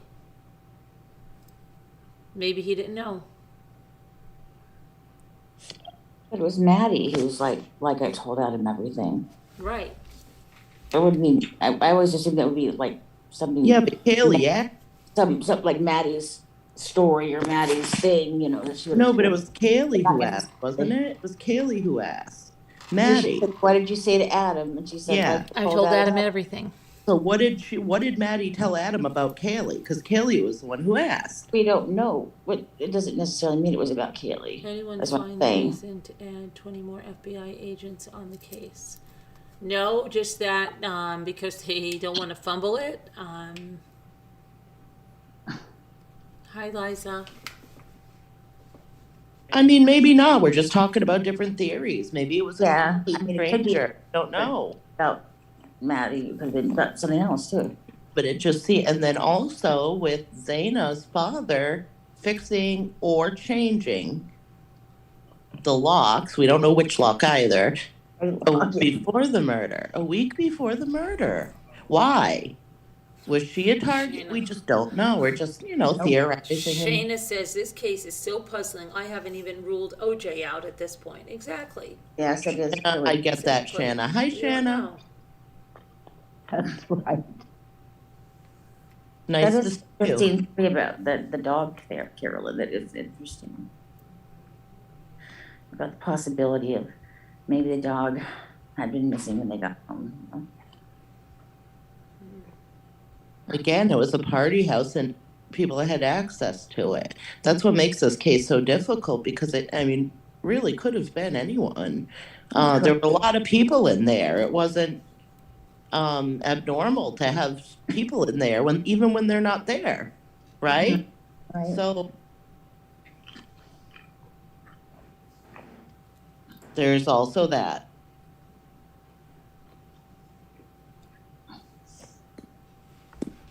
It's completely natural to. Shayna says, it's completely natural to speculate different scenarios when we know so little of, and it's been like what seems forever since it happened. Crime time moves slower than normal time. Hello, Jeanette Jackson. Yeah, I don't know. I mean, it's. But I keep going back to the dog. Why was the dog there if they were going out? Just me personally. If I was going out, I wouldn't keep the dog in a closed room. If there was somebody I knew and trusted, maybe I split with them amicably, but he would be able to, since he was home sleeping, he would be able to have the dog and it would be more comfortable for the dog. Yeah, but if the dog lived with you, you might not think about, trying to find someone to stay with the dog for a few hours. But did the dog live with her? Did she take the dog from wherever she came Yeah, well, from? that's I'm not sure, but We don't know. is what's going on today. So it opened up the possibility in my mind that maybe the dog did live with her. I think if we find out the situation with the dog, who had the dog previous to her arriving, then maybe we could make a little bit of, I don't know, because as of right now, we don't know. Nothing's been verified.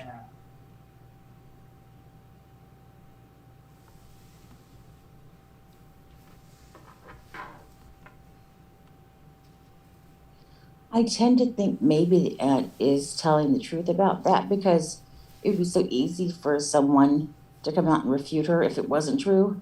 It would be pointless to say it in the first place if it wasn't true.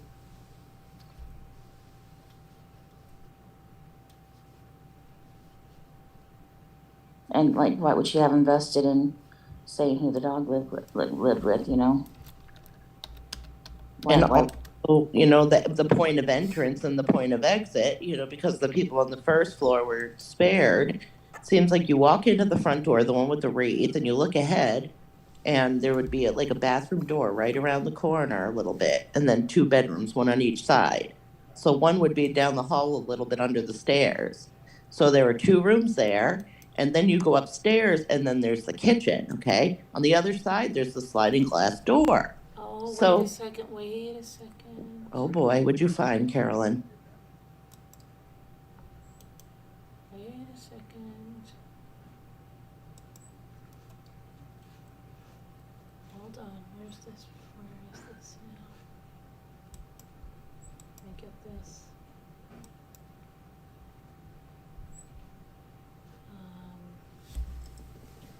Okay, where did I? Gotta close some tabs. I've got too many tabs open. But I found something very, very interesting. Okay.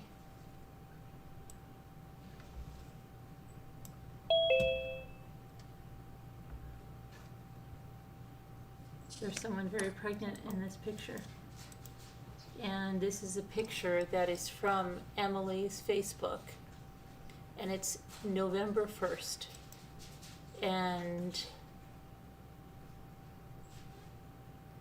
Carolyn, sorry to interrupt. Linda Uribe left you a super chat. oh gosh. Oh, she did? Yes, it's a very lovely. Oh my gosh, thank you, Linda, Linda. that's so This is a kind of Merry you. Christmas to Carolyn for the storms. Aw, thank you, Linda. That's Thank you, beautiful. For Linda the storm she has baby. weathered Linda, and Merry won, Christmas, and won the Linda. war. Thank Thank you you so so much much, for your Linda. total That is so support. beautiful. Thank you, and Merry Christmas to you too. Love you. I'm sorry for interrupting, but I know No, sometimes thank you for telling me. don't- That is I'm beautiful. glad you you That's, came hear in. the that's making me very conversation. emotional. Thank you, Linda. That is beautiful. Thank you so much.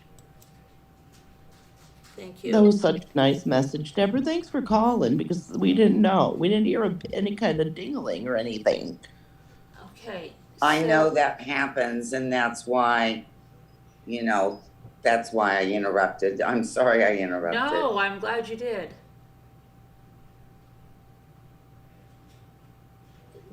Okay, this profile is public Facebook, has the same profile as her Pinterest. Okay, it's from the Halloween party.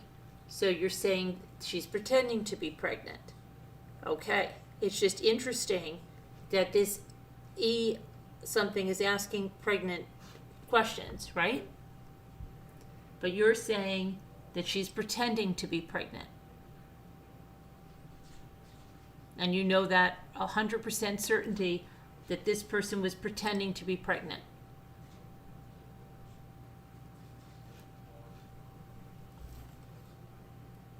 I just think it's weird that there's pregnancy questions. Yeah, she's definitely pregnant, I think. It doesn't look like a pumpkin. That looks like a pregnant person. And it doesn't look fake.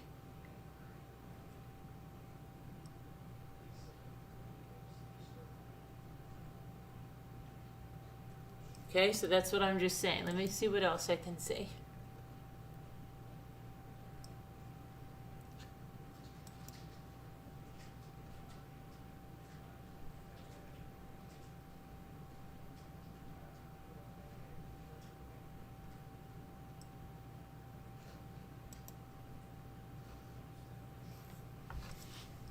And it is also taken at that same house where the rafters now are not exposed as they were, okay, in the other pictures.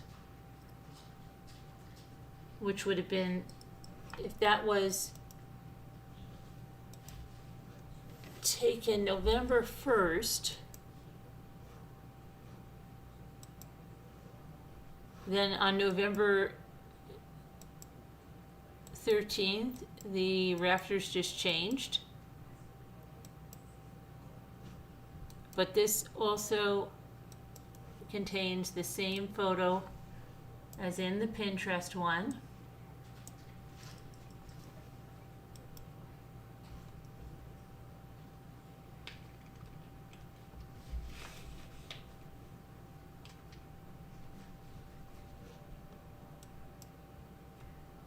I don't know.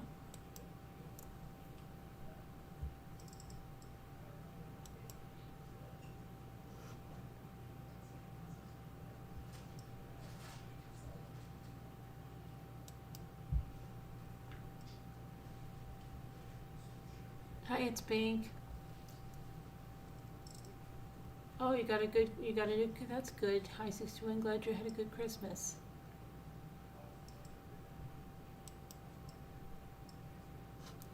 All we're doing is looking and seeing if there's anything. Okay, so Pi Beta Phi, and this Emily is also part of Pi Beta Phi University of Idaho, sorority. She has Zaina as a friend. She has Maddie as a friend.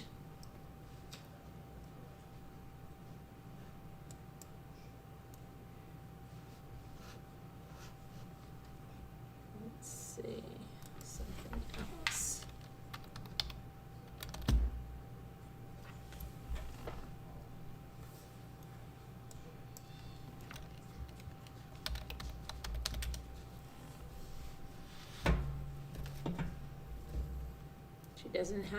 She has a different Kaylee. She doesn't have Kaylee as a friend.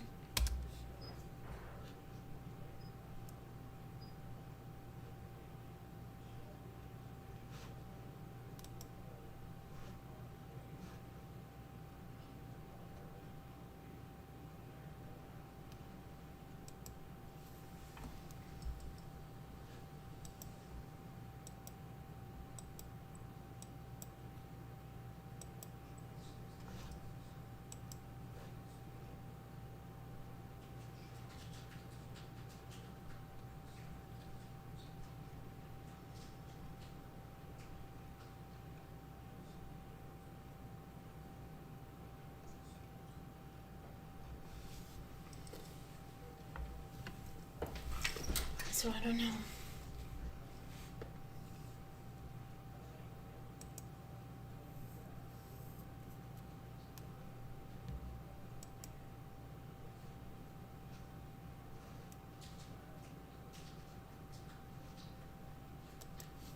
Check something else here.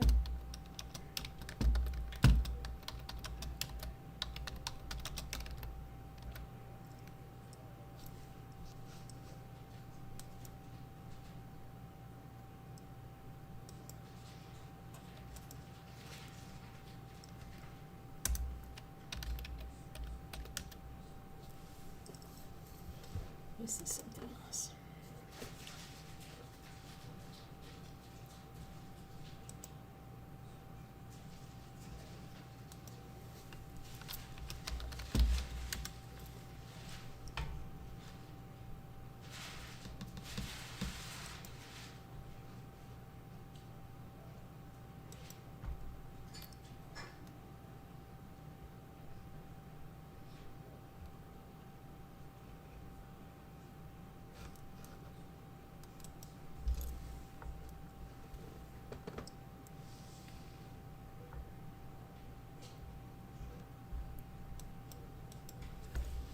I don't know. I'm gonna check this.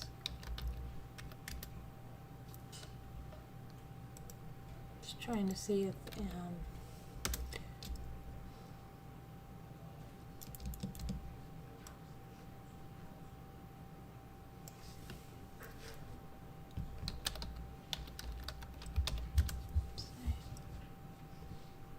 any.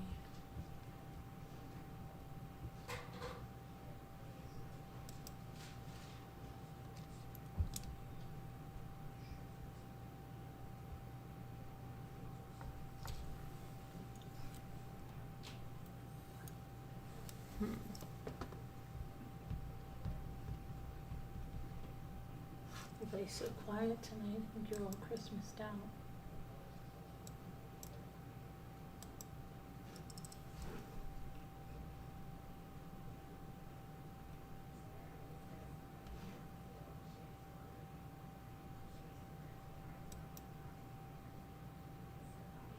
Okay, so it looks like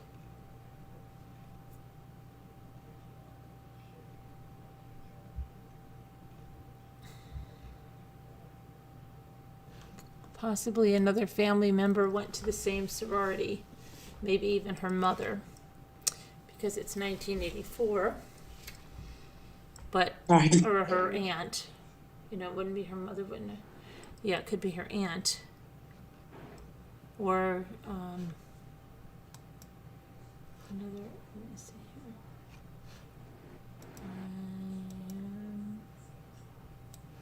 Just think it's weird. I went down to get some sushi. And you almost killed yourself? No, I made it back just fine this time. No, good.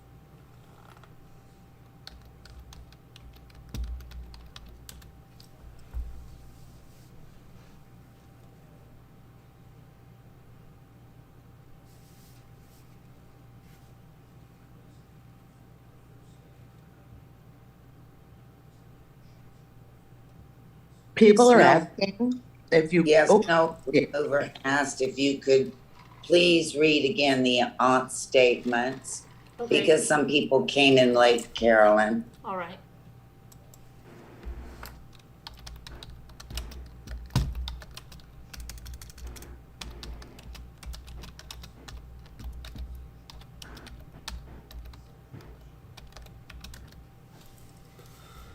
Okay.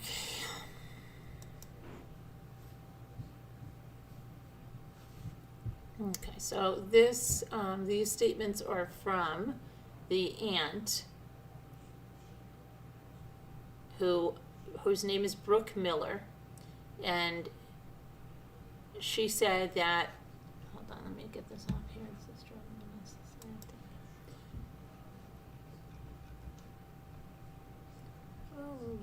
Stop. Hold on. Hold on, my thing is locking up.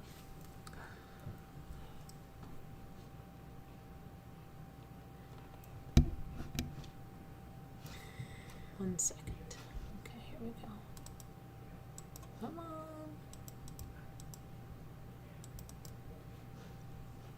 Sorry, guys. You reminded me of something else I wanted to check out as well. Just hang on about the ant, in regards to the ant.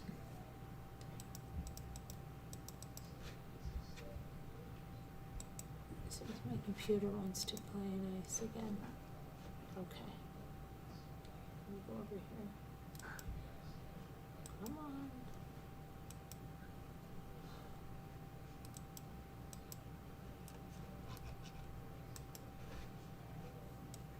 Kids are probably zapping all the internet. All right, just one second. It's not letting me on there. Maybe I'll just, yeah, I'm just gonna think maybe start Google Chrome over. Let's see.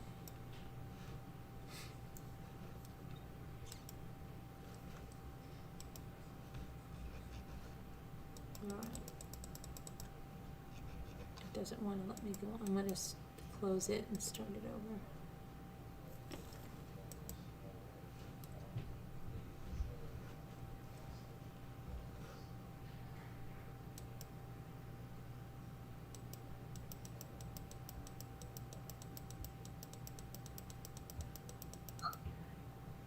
Okay, oh come on.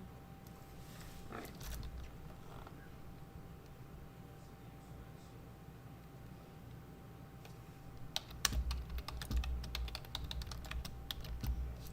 Oh my gosh. Sorry. I'm trying this. It's just the more that I have to let it catch up with me. Because it's just being ridiculous right now.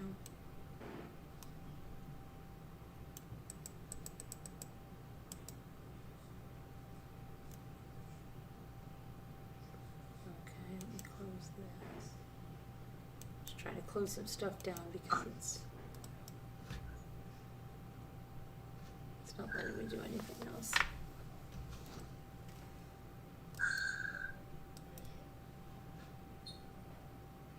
So, but I mean, I can tell you right now while we're waiting, and I will read you verbatim what she said. She basically said that he's been, he was a person of interest in the beginning, and he was ruled out by law enforcement. But she just quotes what the believed not to be involved. That's a long time ago that was issued. We don't know that still stands. And after that, they said that they were bringing in other people. So we don't know about that. And then she goes on and says, another YouTuber that's saying that there were reasons why an ex-boyfriend would do something like this, which are absolutely true, that it's the most dangerous time for, the woman that's leaving a relationship, and says that the relationship was only broken up for 3 weeks, said it was amicable, said they bought the dog together, but now he owns the dog. It just the words that, on that. Now, like, why would you even say that now he owns the dog? The parents declined to comment. She is also the one who set up a GoFundMe for the family to hire a lawyer and a private investigator or legal, wasn't a lawyer. What is that? Is everybody okay? Yeah, I'm cool. I'm eating sushi. I think it's Elle, maybe. Maybe she I fell hope she's asleep. okay. You know, somebody's like Yeah. coughing. Yeah, she's on. She should And be. Carolyn, if you could just say when the aunt said that, is there a date? Yeah, this So is that recent. people are Yeah. asking about when that was. Yeah, I believe it was in the last day. Let me see, I'm just finally closing Chrome down. Hang on, let me start it up again. Okay, I'm not gonna put anything else on it, which means I'm gonna have to.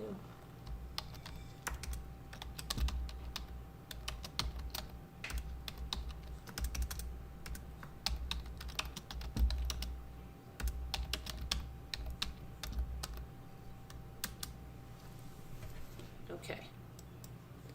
So this was from December 24th of 2002. She said the man was once considered a person of interest in the murder of his ex-girlfriend and 3 other University of Idaho students, and his aunt says he is crushed that he lost the love of his life and devastated that some consider him a suspect in the slaughter. The aunt said to the New York Post, speaking publicly for the first time, Brooke Miller said her nephew, Jack DeCour, is currently surrounded by family and friends as he grieves Kaylee Goncalves' murder. He not only lost the love of his life, and this is, I quote, okay, this is what she's saying, and I quote, he not only lost the love of his life and what we all thought, and he probably thought as well, would be his future wife. You know, get married and have kids and all of that. But also, half of America thinks he could be responsible for the heinous killings. Now, DeCour, 22, and Kaylee, 21, have been dating for 5 years when she broke things off with him just 3 weeks before she was murdered. And the aunt goes on to say, and I quote, obviously he was sad, but they were still friends. Who would only say that Kaylee was planning on moving away and that their split was amicable. Jack is a mechanical engineering major at the university and was initially considered a person of interest. In the hours before their deaths, Goncalves and Mogan tried to call Jack at least 10 times, but he didn't answer. Police in Moscow, Idaho later said they looked into and cleared the phone calls, and on November 23rd they declared DeCour was no longer considered a suspect. That's not what they said. This is what they said. Detectives do not believe the male that Kaylee and Madison attempted to contact numerous times on November 13th is involved, believed not to be involved in the crime. It's not cleared, but many are saying he is involved anyway, and then the aunt said that Jack now owns the fluffy golden pooch Murphy, whom he and Kaylee had bought as a couple. The dog who lived with Kaylee was found unscathed at the crime scene by police and initially turned over to Animal Services. And then the aunt said it's hard for him to think about going back to Moscow because his life there was very involved with Kaylee's. And she started that Give, Send, Go fund with the goal of raising $20,000 so that Kaylee's family will be able to hire a private investigator, get expert legal advice, etc. So far, they have raised over $17,000 of that $20,000.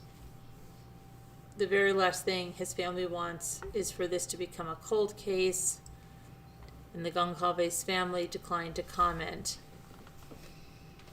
So that's that.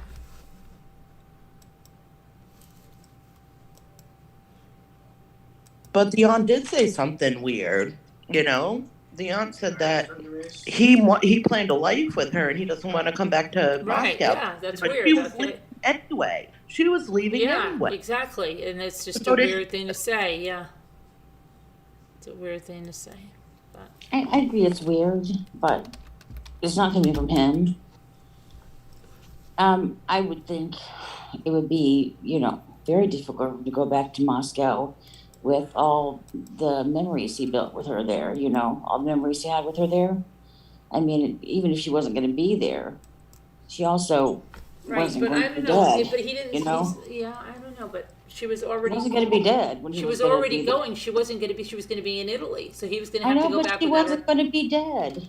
Mm-hmm. She wasn't going to be dead when she was leaving, going to Italy and going to Texas. He still had hope, you know, that maybe they could reconcile someday, you know?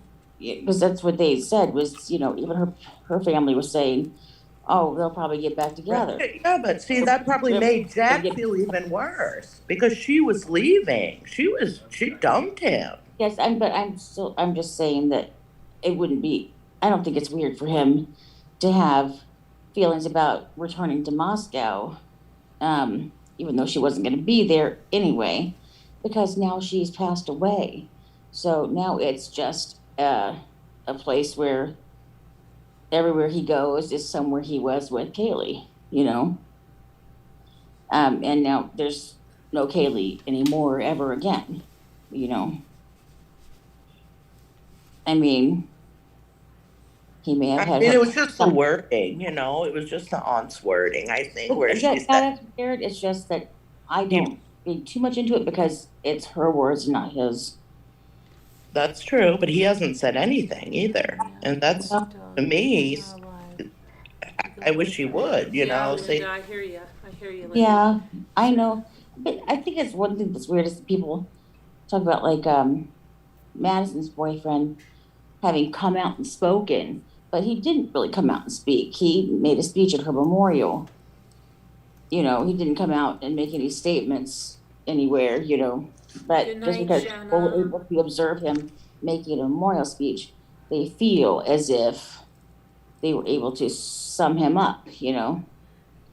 And because Jack hasn't, people don't feel like they've been able to, you know, adequately clock him because you haven't sat there and watched him, you know, talk and blink and move and, you know, answer questions, which is all the things we look at, right? Um, I don't know. I mean, I think that there may be a very good reason why he hasn't come out and made a statement. I mean, Hi, Steph 88. I assume somebody advised him early to not do so because of the position he was in as her ex-boyfriend by telling him they're going to pick you apart like, you know, there's no tomorrow if you go out there and say anything. I This is what I suspect is he was probably advised you're her ex-boyfriend. You might not want to go put your face in front of the news cameras, you know. Mm-hmm. But I do think he definitely should have gotten up at the memorial because at her memorial, I mean, who knows? He may have been. Who knows about what his, you know, personality is or his emotionality is, and you But he know, could have had somebody read it for him. He could have right. had somebody That would read have it been for him. that would have been a good choice, I think, because of the position he's in. To have gotten up there and, you know, had a loving tribute read, you know, I don't know. It seems like it would have saved him a whole lot of, um, you know, people would feel better about him if he had spoken in some way, even through a second party, you know, a third party. Yeah. I don't know. I have my questions about him still, but I mean, if I put myself in that position, like, um, if I'd been in a 5-year relationship and we'd been broken up for 3 weeks, but now they've passed away, I think that I would feel that way about returning to the place where I made a lot of memories with them if I didn't have to, you know? Some people in the chat are talking about the K-bar knife. Now, what I read about it was that the tip will break if it hits bone. The tip of the knife will break, that it's a thick bladed knife, and then it goes dull quickly. So I don't know anything about knives. That's what I just Googled to familiarize myself with that type of knife, because I have heard it in regards to this. K-bar knife, Well, I've heard it's about, never like a said hunting what. type knife. I think they used it in the military at some Military. stage, probably more for a Type knife, yeah. utility type knife instead of, so it doesn't make thin slices apparently because the thickness of the blade, but they did say it will dull quickly and the tip has a tendency to snap off. Why do they think it was a K-bar knife?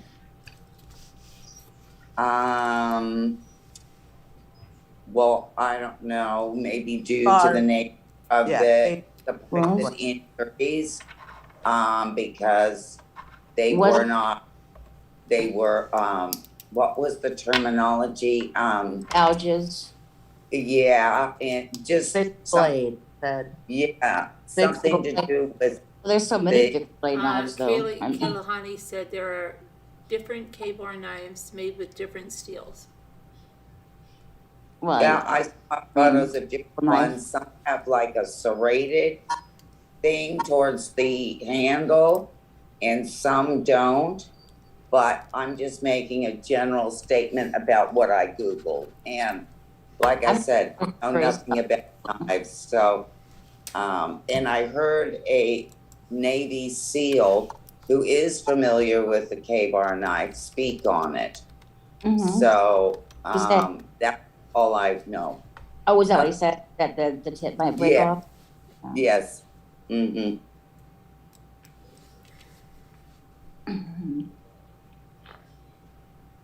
So it's like a utility knife for like cutting rope and stuff like that, huh?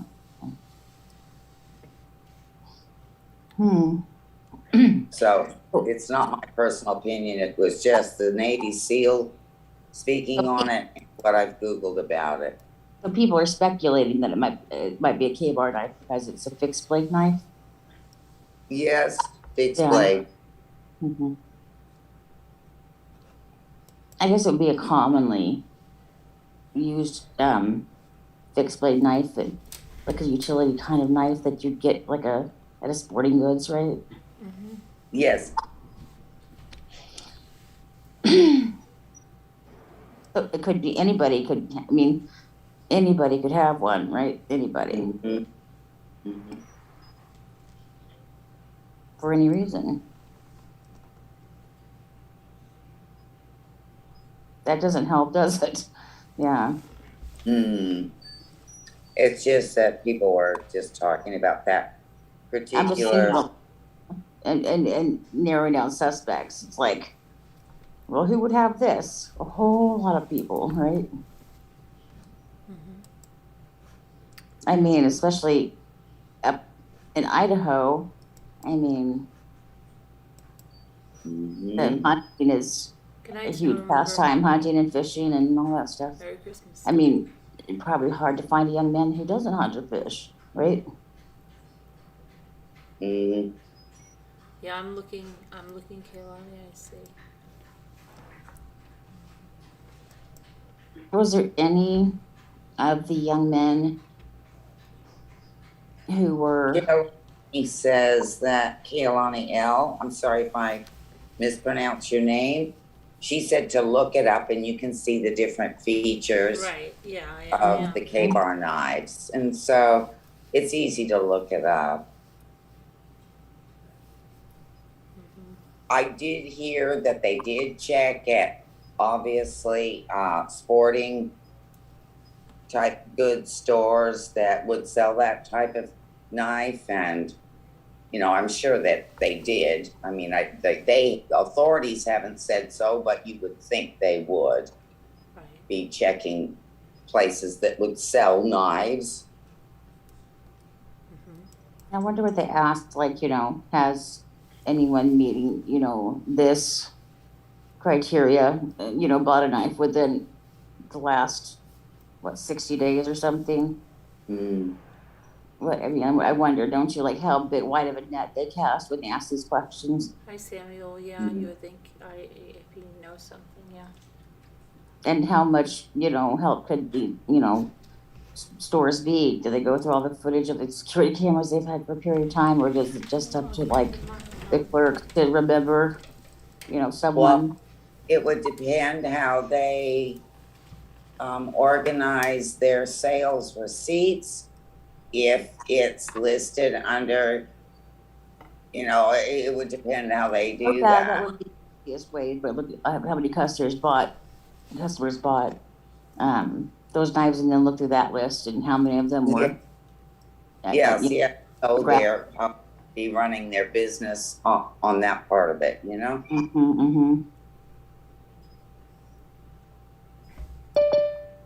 That would be pretty simple then. Oh, Debbie D's here. Who's here? Debbie D. Debbie D. Hi, Debbie D. Hi, Debbie. Hey, ladies. Hi, Debbie D. How are Hi, Deb. you? I know How are Debbie's you? been digging into this, so she probably has some good stuff to tell us. We talked about it last night. She had some good points. Yeah.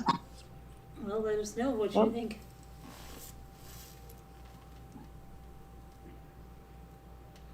Debbie? Where'd she go? I think Are you she's here, here. Debbie? Yeah, that's my doggy. Oh. Oh. He hears me talking. He decided to pipe up as soon as you started talking. You know how they are. With Mama. Like little kids, As soon as you get on the Let phone, me hey, mute. Mom. Let me meet. I'll be back. Okay. Anybody else have kids ever do that when they were younger? Oh, yeah. My daughter. Everything's fine until you pick up the phone. It's a puppy night. Yeah. Carolyn's puppy playing. Debbie's dog wants attention. Hosanna. My kids could have been ignoring me for hours. I could have company, I'd folded the laundry in the living room. Come watch TV with me. No. Get lost, Mom. We're busy. But the moment I picked that phone up, Mom, can I have some juice? I'm like, of course you can have some juice. But a lot of times they ask you a question just where they wait till you're busy and ask you a question just so they have the chance, and you might just be like, yeah, okay, or whatever, right? 'Cause She's you're- distracted now. Quick. Yeah, ask hurry, her. ask her about that thing, yeah. Yeah. Right? Yeah, I live for that time. Mom, can I ride my all the way to McDonald's by Yeah, myself? well, you said I Yeah. could when you were on the phone. Yeah. Oh, my gosh. I'm gonna call in from my phone, but I wanna hear what Debbie says, but I'm gonna call in, I'm gonna sit in a massage chair because it's been a day. Yes. You looked like you were fading there a little bit a minute No, ago. just, my feet need a massage. You were making me yawn, Carolyn. Excuse me. I was thinking about how you were get funny. the same way, Heart. It's been yawning. Mhm. The holidays can really take it out of you. Oh, yeah. Yes, they can, but I had a really nice Christmas. My parents came and my sister and her two big boys, my big adult nephews came, and we had a really nice time. My dad brought his famous lasagna, and we had rum cake and fruit cake and cookies and Oh, ham and all kinds of goodies. sounds really nice. And everybody had a nice time, and I got the most softest fake fur coat jacket from my mother, and it is the absolute softest thing in the world. I know my sister must have been a little jealous because after I pulled her out of the back, she's like, and cuddling, she's like, she reached her hand out. She was like, "Can I? Where's mine? Can I just touch it?" Maybe you'll have to get her one for her birthday or something. I don't know. Yeah, she's had one before, but she, I think this one might be a little even softer than hers. So we'll have to get her. And I think it's been a few years, and she's probably ready for something new. We should get her. Definitely get her something like that for her birthday. She'd love it. Yep. Carolyn, are you doing one cycle or two? I don't know yet. Okay, 3. go for 3. Go for 3. Go for 3. I agree. They say 3's the charm, don't they? They sure do. What do you mean by cycle? On the, In the massage chair. Oh, yeah. I fantasize about Carolyn's massage chair, the way she talks about it. Yeah. I'm sitting in my recliner and I'm like, oh my gosh, I wish it was a massage chair. But I imagine what it might be like, you know. You'll have one someday. Just, you'll get it. If you want it enough, you'll get it. I don't know how I'd ever peel myself out of that thing. You part. It sounds like you would just get in there and it would just be so heavenly. You'd be like, nope. Yeah, that would be. So is Debbie, I'm interested to hear what Debbie has to say. Let me see if I go to the chat. She's back yet. She's still got her mute on. No. Find some something for that dog to chew on, something to distract him. He's not going to let her talk to us. That's his mama, and we can't have her. Let me see.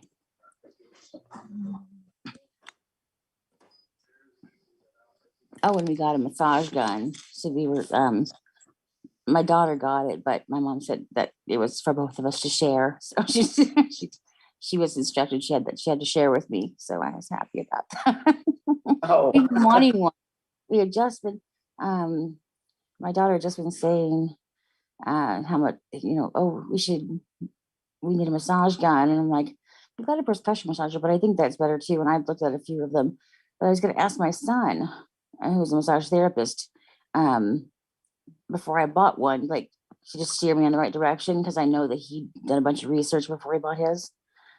And then we got one for Christmas. So yay. Oh, good.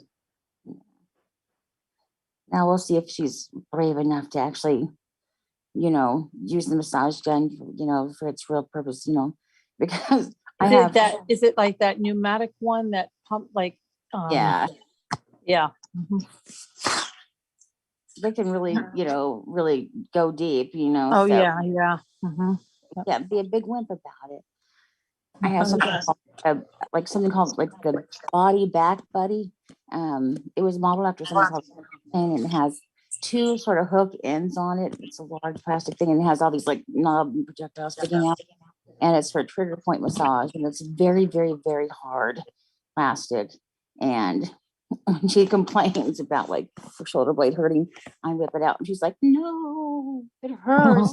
Oh, I can't do it." I'm like, "Oh, stop being such a baby," Just it'll hurt, but then it'll feel so much better. But I mean, I have to admit that when you're pressing, the trigger point to that muscle that's all bunched up, it hurts. It does bring a tear to your eye, but the relief is amazing, though. Yes, but yes, every time I bring that out, she cowers in fear. She's like, "No, anything but that." But it was given to me by massage therapist. Go to, yeah. Good night, Christine. Oh, good night, Christine. Hi, Ashley Vesta. Hi, Ashley.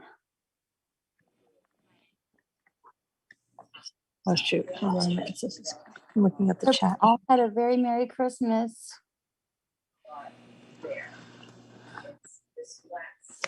So do you have anything that you were sharing that you remember, Nicole, with Debbie, or?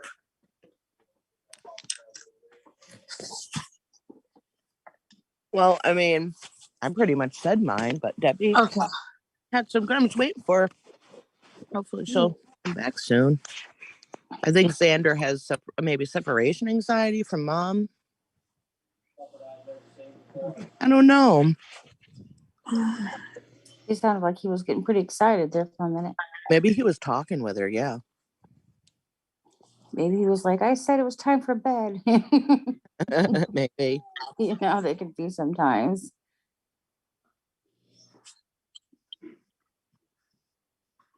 We had a cat that would come and get my daughter for bed.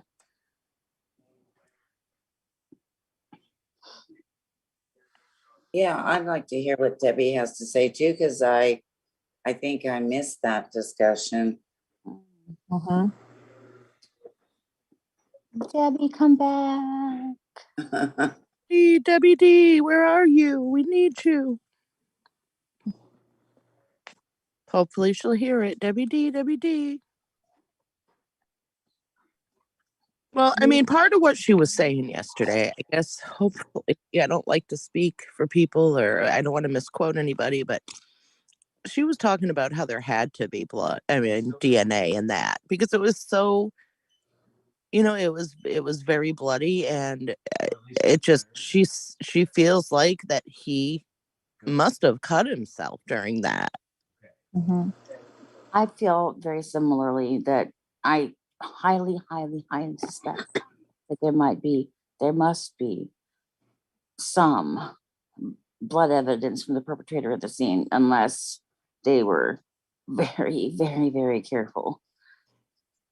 So Debbie, are you back now? Yeah, as long as he's quiet. Okay, well, everyone's curious about your thoughts on what's going on. Which part? Well, any parts, well, Nicole said you guys were talking about it the other night and stuff, Yeah. and that you had some pretty good points. So maybe just your key kind of points that you were thinking, I guess. Well, I was reading some stuff about CODIS, oh gosh, CODIS and all of that, and about doing the further testing to separate unknown blood. Nancy Grace is already also, I just heard it today. Can y'all hear me? Yes, I can hear you fine. Okay. Nancy Grace was talking about, apparently she has some inside sources, and that she was talking about that there was DNA of blood mixed. How true that is, I don't know, but from past of watching her and everything, she always seems to be legit.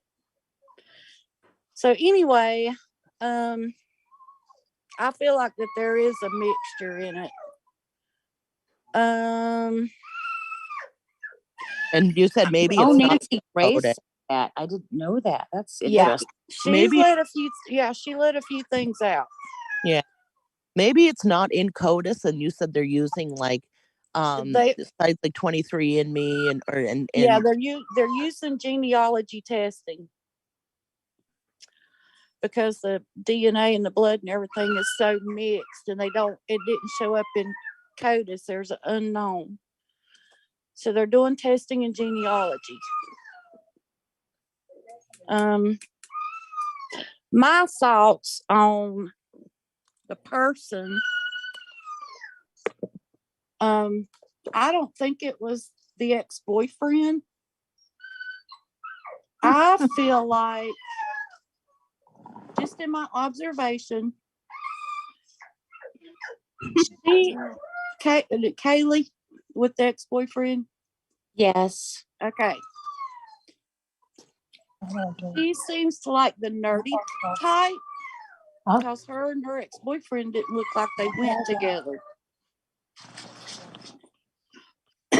She looks to me like she's the cheerleader, popular girl, and he's the nerdy, quiet wallflower type. So, yeah, I agree. If a lot of cheerleaders like that type of guy because they are completely devoted to have somebody that looks like a cheerleader. But not saying that the girlfriend would do anything against him, but they just felt like they had control, in other words. Well, after they broke up, I'm wondering if she didn't start dating or messing around or talking with another nerdy type guy that maybe through his life had trouble with girls.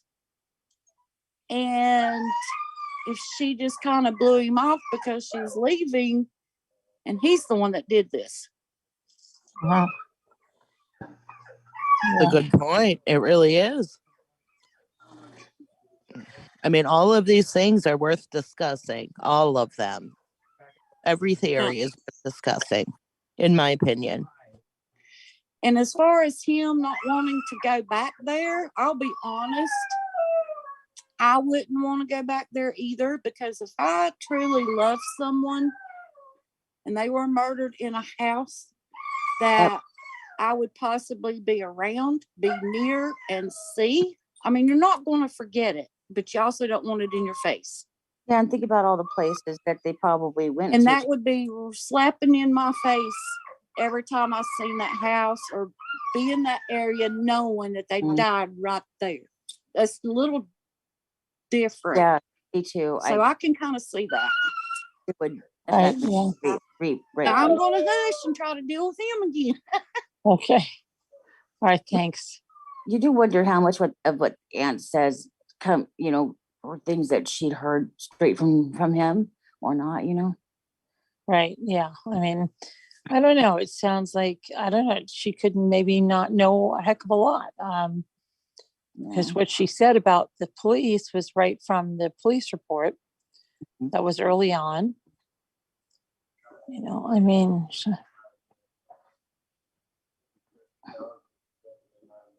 it sounds like she really didn't do him any favors. It doesn't come out and talking.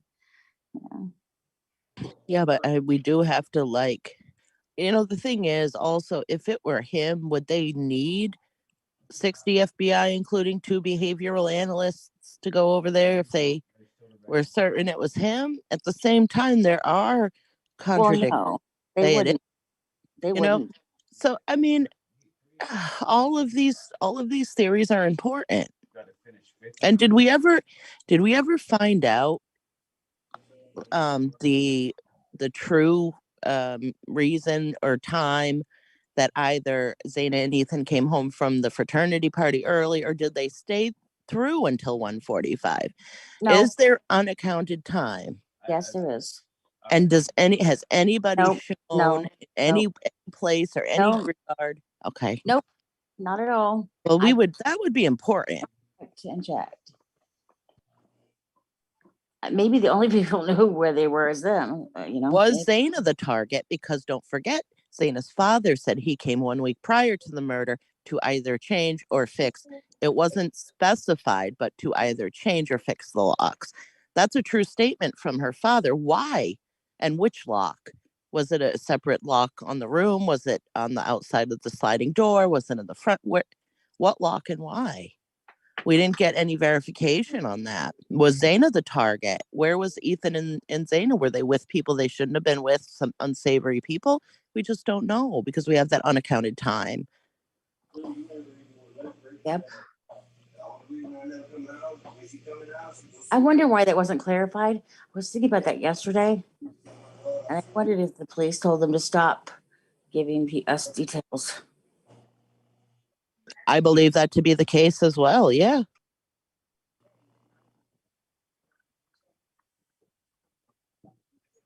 Because it was thinking like it would have been such an easy thing to people like, oh yeah, well, which one? Just to, say so. And it just it was never mentioned again, after the mother's interview. And she was asked a question about it and she was like, yes, he went up there and did this, but I don't know, which door, which lock, which any of that. And then it was never spoken about again in anything that I've seen.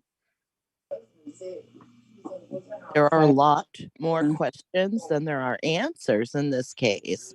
And I know the police have verified on their website what they could verify without hindering the investigation or jeopardizing the investigation in any way. But I mean, if the public isn't safe, if there is somebody out there, if they were bringing in all these FBI and behavior analysts to try to figure out who did this, then no, the public really isn't safe. And that should be said very clearly. I keep seeing everywhere where people are saying, why won't they give us the 911 call? And why do you think they ever will? Do you think they're going to give it to us anytime soon? I'm like, no way, Jose. They're not giving you that 911 call. Definitely not now. It'll come out during a trial at the very latest, but yeah. not during the investigation, and I have high doubts that even after they might not, because of the sensitive nature of it.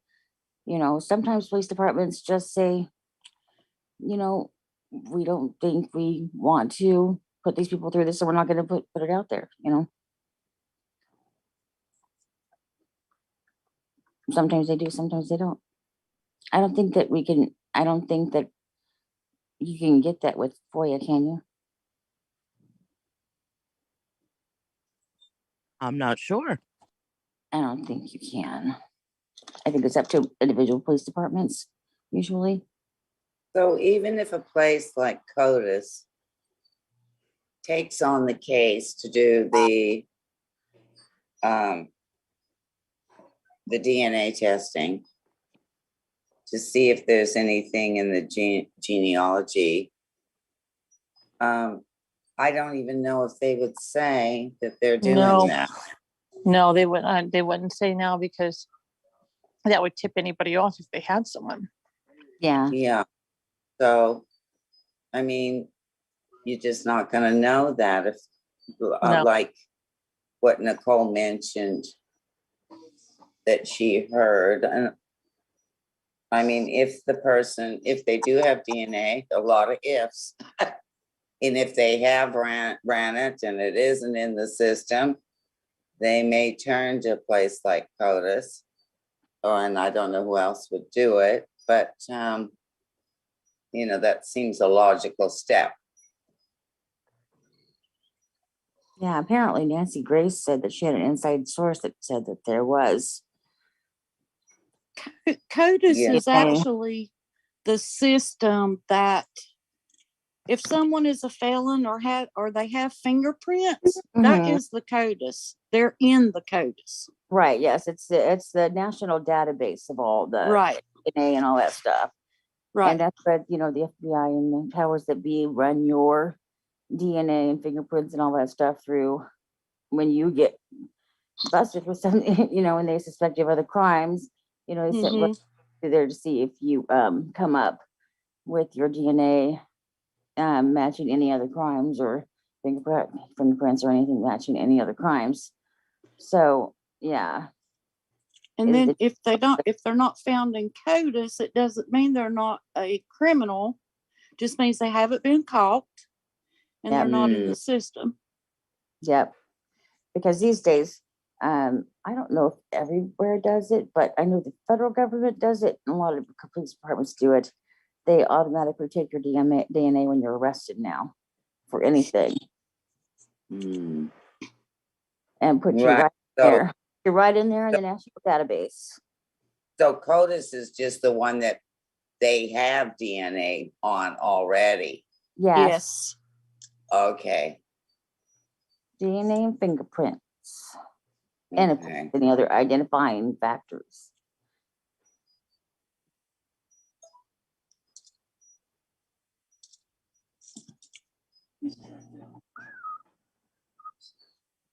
But for me, the most interesting thing that law enforcement's been doing in the past decade is doing the genetic linking. Golden State. I was like, well, that's pretty nifty. That's pretty awesome. You can find your perpetrator, through their third cousin's DNA, because you just start looking through, it's a male between this age and find their family members, and so you just keep ticking them down till you find the right one. That's pretty nifty. I like that.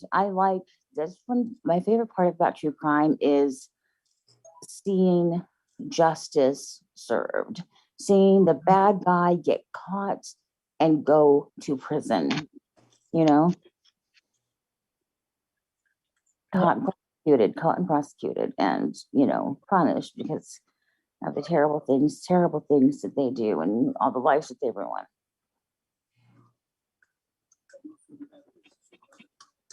And the forensic part of it is very interesting to me.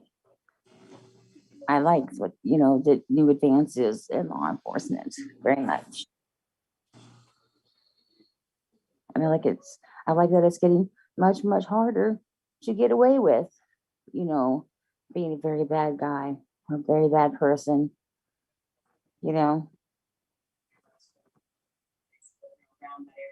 I used to be so impressed when they could link someone to a murder with a carpet fiber, I was like, wow, Yeah. a little thing. Well, yeah, and I've got to set this cycle up again here. It wasn't quite enough. What do you think about that? What Nancy Grace said, Carolyn?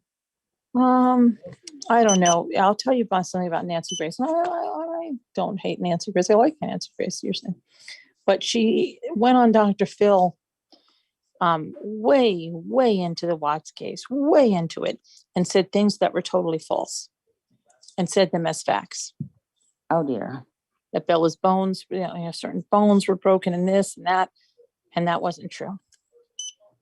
Okay, so I think, I don't know, sometimes she just, with her passion or whatever, it goes off, and what's really fact, I know right then and there, she said something that as a fact that was not. So that's the reason I worry a little bit there. She jumps the gun a little bit sometimes. Yeah, I think just kind of like speculation, but then saying that, you might have some inside information, but it's not being correct. So I don't know. I didn't see it, so I can't tell you, but I know that she said, and he did also, Dr. Phil, say this stuff that wasn't true. And it was deep enough into it. It was that it was known the discovery was out and everything. So just weird. I hate to be, a big critic, but I would think that if I had that big of a career, especially in that field, I would check. Right. Yeah, I would definitely check. I think I would have some assistants checking for me too, backing up my checking. Okay, before I went on air and said things that were false, because that just makes you look real bad. Yeah, it's just like people just want information, and if they sometimes it's just going to make it up if they don't have it, or go with anything. Oh, this is what's the source? Just like it sounds like they wanted Jack to talk so much. It's like either just Anne came forward on her own, or like what's going on. Like it's just she really said a bunch of nothing really, and yeah. What was the deal with that? Did she just want some attention? What was that? I don't know. Say the whole thing. I'm leaning towards this being something related to the partying scene. Maybe someone felt gypped, Tasha Ray said. Then she said, I thought they said Ethan and Zaina were at the party the whole time. No, they changed that early on. And there's a reason that they think they left at 9:00, which would be very odd to go to a party and stay 1 hour and then not return home until 1:45. And they were seeking help with that timeline. So it makes it sound like, I don't know, maybe they were told something, but maybe it really wasn't. Maybe they were there, but maybe they've been told they left at 9:00 because there's no cameras, as we know, on that frat house. So just very weird. Yeah, but why lie about it if they were there the whole time? I mean, why? Well, because maybe something happened that there was a problem, and they just want to be like, oh no, everything was fine. They were here at 9:00, and then I don't know where they went, because how come we don't know where they went? We know where everybody else was. How come we don't know where they were? Because I'm sure they were able to get it from their phones where they were, at least one of their phones. Oh, just weird. Yeah. And maybe the fact that they haven't said where they were, maybe their phones are saying they were there the whole time. Or their phones were, at least, which would be odd. That would be odd as well. Somebody in the chat, Pharaoh's Khan said, I agree, Tasha, though my leaning is that this was over drugs. I mean, we don't know. We don't know who their associates were, all of their associates. They hung out with a lot of people. It doesn't seem to be drug activity so far. So I'll be surprised if that really comes up in a big way. So Debbie, is it Terrebonne, one of the places that does the genealogy DNA testing? I think it might be. I'm not sure of the places that do them. Yeah. I mean, you have to be, scientist or whatever still, with the police departments, I guess. I think that's one that does do it.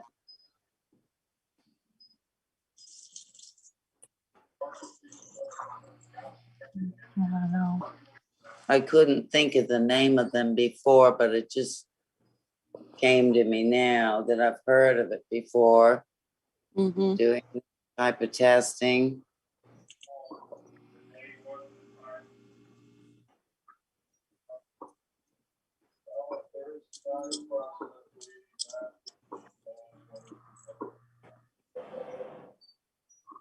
That would be something if they had something, Mm, Yeah, and they're not going to let us know anything. no.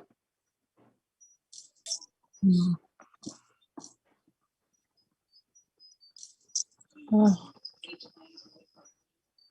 it's just so crazy. So I mean, if there was no DNA left behind that they can trace somehow, Mm-hmm. I'll be so shocked, won't you? I'll just be, it almost seems impossible. I know. I know. It's scary that it's taken this long and there's like. and they're sending in, I don't know why they're sending in all those agents though. Why? Yeah.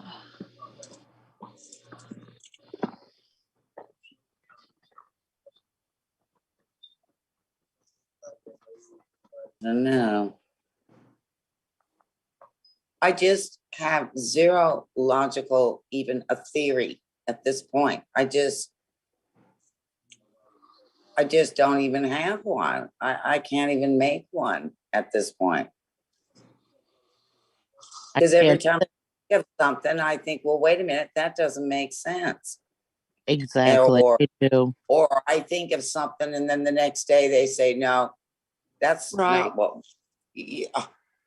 So I don't even have a theory. So I can't really contribute anything of the sort because I just can't have one. I've tried to think of one, what little we do know, but then I think I know something and then it's retracted or it's changed and then I think, well, I don't know anymore. Then I just don't know. Right. I mean, if we take everything out and we go back to the very beginning, I mean, we would have to think what would be the most obvious thing.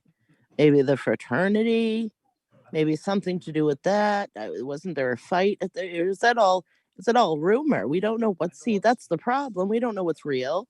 We don't know what's verifiable evidence and what's rumor. It is on the police site. I mean, that's all we can go by. It's real and that's true. I mean, a lot of people say a lot of things. I mean, we know today, just how the misinformation was spread that Einan Harsh had some type of a bandage, but it wasn't Einan Harsh at all. There were two different people mentioned. So,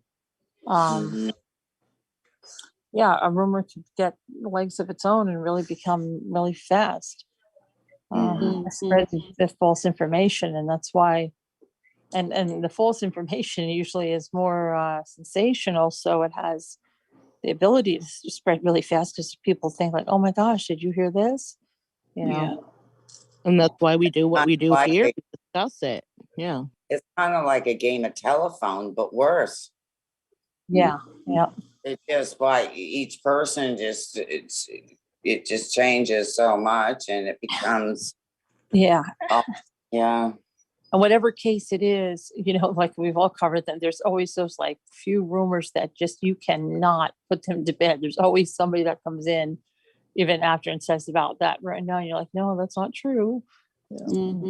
Yeah, but I don't know. It's just people just tend to believe it. So Yeah.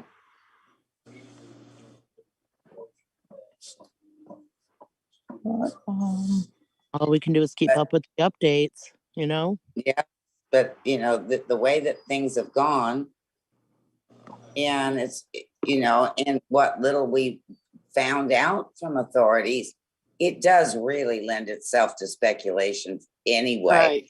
Yeah. It just does. And then you have all these rumors and everything to kind of exacerbate the whole situation, and it's just gotten really out of control now.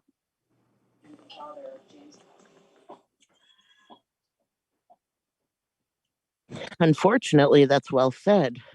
Unfortunately, but you're right. Yeah.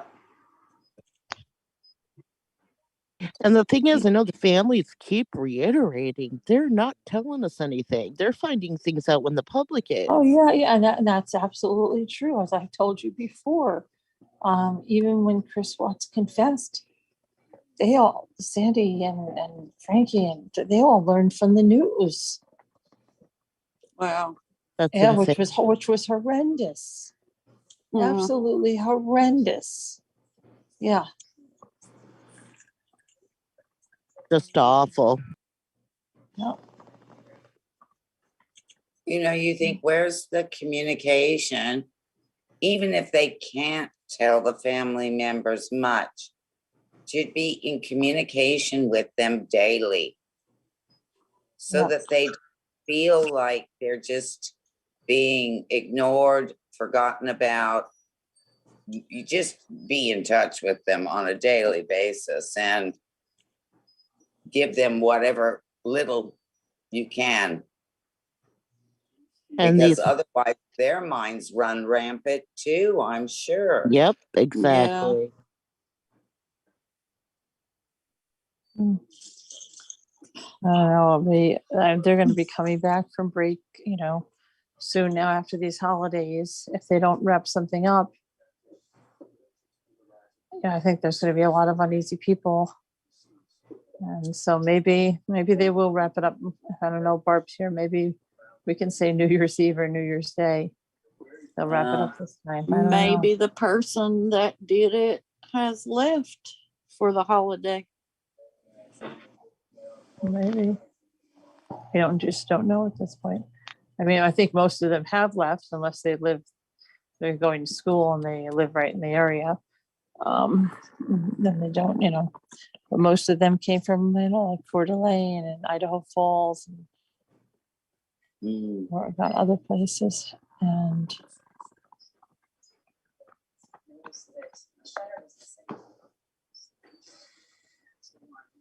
Well, I wouldn't be returning to the area if I was a student there or any other person.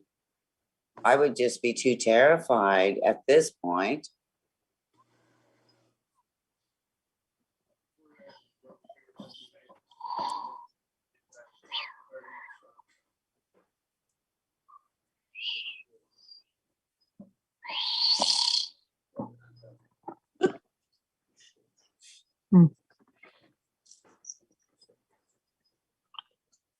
I don't know. But it's crazy. I'm thinking, like, what if he did take the dog? What if she's saying it's only 3 weeks. The breakup happened. I know. Kaylee comes back. I know. I got all those phone calls to him. And the dog found in a different spot. I don't know. Oh, Kailani, and I'm sorry once again if I'm pronouncing your name wrong, said that the families have gone to a private investigator. I don't know anything about that. Does anyone else? I don't know.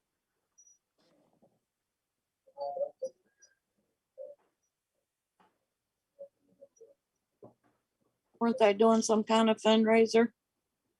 There was a fundraiser. Yeah.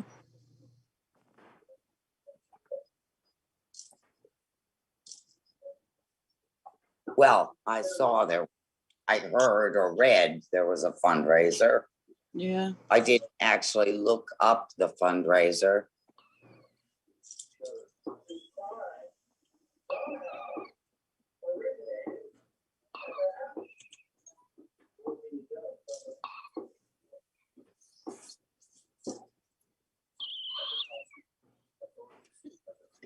Who's sleeping? Oh, who's sleeping? Somebody sleeping? I don't know. Somebody. I'm not. I'm not sleeping. What are they doing? It was like a little heavy breathing with a little tiny whistle in there somewhere. They're not me. I'm awake. Okay. Did somebody swallow a whistle? I don't know. Maybe it's maybe it's Elle's mic. Oh, it could be, because I think she it's was okay. asleep. Still Yeah. on. She got up for a second to talk about it and went back to sleep. Well, I'll Oh. turn it off and she can turn it back on if she wakes up. That's true.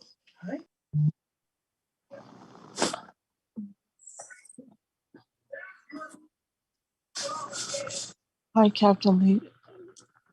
And I heard they hired a PI.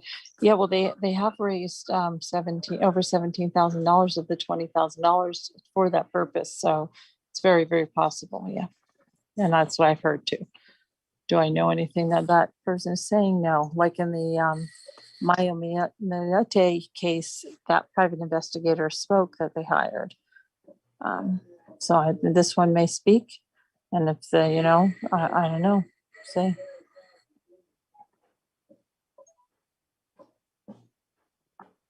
Oh, I can't do it. I'm not a co-host person. Oh no. Uh, Do it. Sorry. Hold Where's on. Sharon? What do you need? I'm Hey, right there. What do you need? I forgot I wasn't. Deborah needs to be a co-host.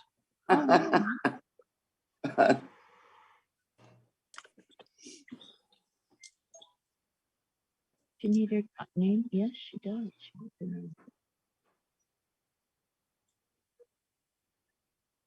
Hi, Sharon. Hey.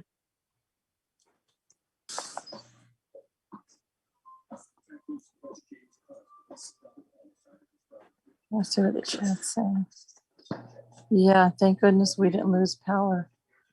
Don't kids use Snapchat? I think that app can identify your location. It might work, but isn't that also the one that deletes your post if you don't do something to save it or something? So that isn't that the whole thing, that people could send something on there that would be secretive in a way? You know what I mean? Like, isn't that what Snapchat was first? Because nobody supposedly could take a screenshot of something. It was gone in a flash. Anybody know? I don't know, Carolyn. I don't know Okay. about it. All right.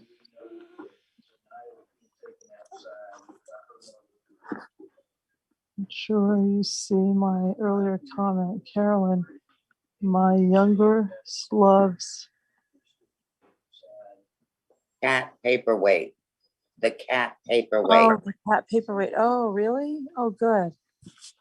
The cat paperweight. Yeah, I'm trying to remember. Right. The one with the fish inside. Oh, that's cool. That's really cool.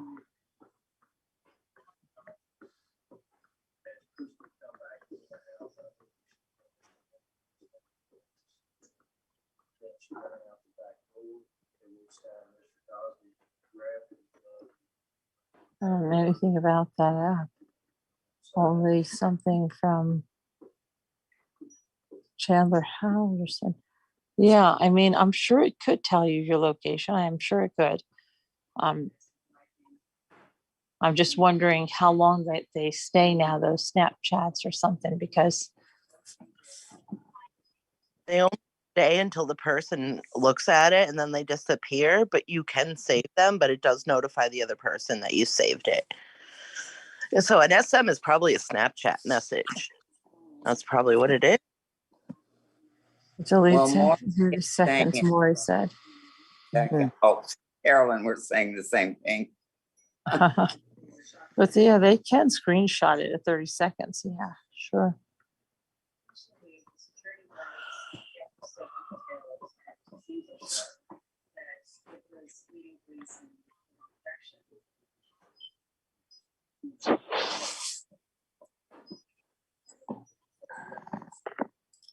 What about this stuff with the pregnancy board and that same name and Emily and having lived there supposedly the year prior, and then her boyfriend being so close with Ethan, according to his own statement in a memorial, and then him being at that noise complaint and him being at the other police cam video. Like, what's up with that? But when was she married? I don't know, but searching that name she put there on Pinterest, that's the only thing that comes up. So even if it was like, let's say, another account, you would think that something would come up under that name, some other account. It's just weird. Maury says, I just found your channel. Thanks for covering this case. Well, thanks for finding us, Maury. Go ahead and give us a like if you could, you guys. Oh, thanks for being here, Maury. Yeah, we appreciate it. But yeah, and then somebody says that's a Halloween party, but that person, whoever that is pregnant on her page. Is that like, what is that? It's just weird. It's just very weird. Halloween of what year? This year? I don't know. That's what Kevin said. That Kevin said, yeah, it's this year. It's November 1st. Kevin says that's what it is. I'm asking, where's that from? And how do we know that, yes, it could be Halloween, but that doesn't look like, usually when people do a pregnant Halloween, they over exaggerate it. Like they make it really big, or it's very pointy, just out in front. It doesn't look natural.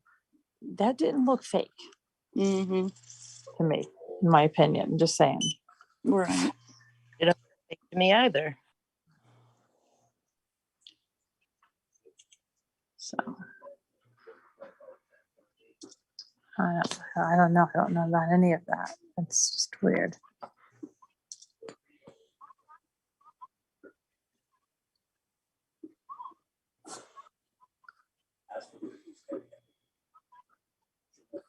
And I'm surprised these roommates aren't even talking more,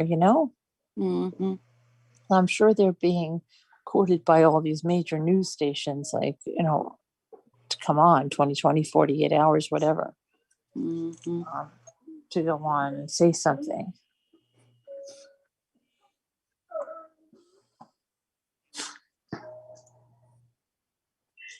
Well, even if they didn't do it, and I don't know which of them could afford a lawyer, but I'd be getting one.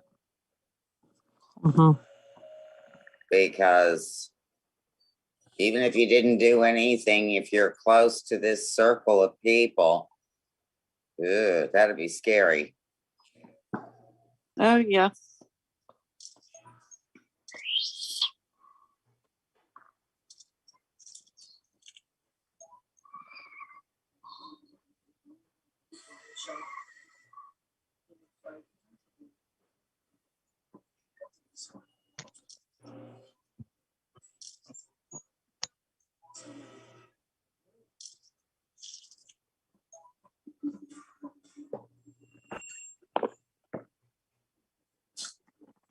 Okay, let's see here. What are you guys talking about? I haven't had any of what. Okay, we talked about the aunt of Brooke Miller, her statements about Jack's aunt, Brooke Miller. She's also the person that arranged that. I want to say it's like a GoFundMe, but it's a new one I just heard about for the first time. It's, what is it? Go something. I don't know.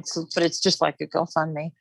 And it was a $20,000 fund. It is a $20,000 fund that they've raised over 17,000 to hire a private investigator and for legal expert advice and all that stuff. She said that Jack was considered a suspect, but and then lists that thing from the police saying that he's not believed to be involved. Well, we know that. And we also know that after that statement was made, they came forward and said they were calling people in for additional interviews because things just weren't, things were changing. There was changing information they were getting in the case. And so she said that, and then she said that he is just, distraught, losing the love of his life, and that she can't believe people are saying that he did this, and that there are red flags that this could be him because it's the most dangerous time to leave someone, which it is. I mean, that's the most dangerous time when you're leaving someone for someone to harm you in an intimate relationship, and that is true, 100%. And that he could have felt, very upset that she was going away, she was taking the dog, et cetera, which is also very true. So, yeah. And then she said something about they're saying the dog didn't react, so it had to be him. And, everyone, she said, knows that Jack could never have done this. And it was so over the top of the statement because how does everyone know that? So it sounds like to me, in my opinion, she was doing some damage control. And, the family, the Goncalves family, when asked for comment, said no comment.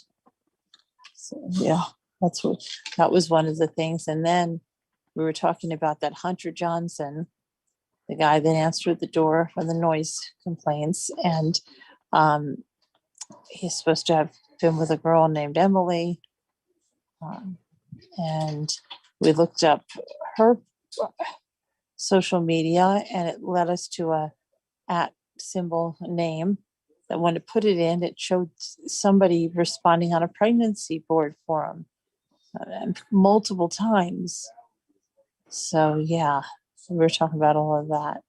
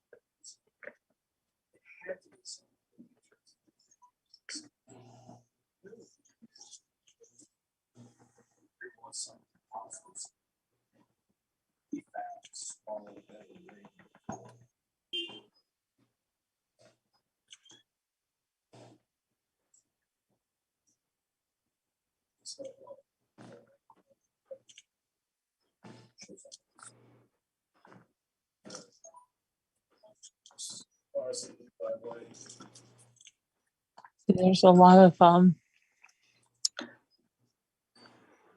lots of stuff going around that we haven't seen on the police page that's going around as facts. So shared the dog, but he probably got it for her. No, the aunt says that they bought it together, and she says he now owns the dog because, of what happened. And it was just a weird thing to say. He now owns the dog. Like, it's just a weird choice of words. Yeah. Weird. The family is behind him, and police do not suspect him. I don't think there's a point in focusing on him. No, for us, look at, we only know there are some interviews where Kaylee's family seems to be divided on him, if you read between the lines. Second of all, Scott Peterson's in-laws were behind him too. And look how that turned out, right? People can change their minds. People can say something at one time and change their minds. We don't know what the family's thinking. All we know is he's not believed to be involved. He hasn't been cleared. So there is a point. We're just looking at facts, getting things together, doing research, and that's all. That's all. But,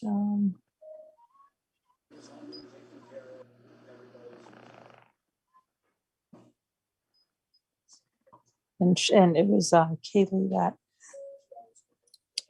according to the aunt, had the dog that lived with her. So, Oh, Maury, sorry. Please don't mention any other channels in the chat.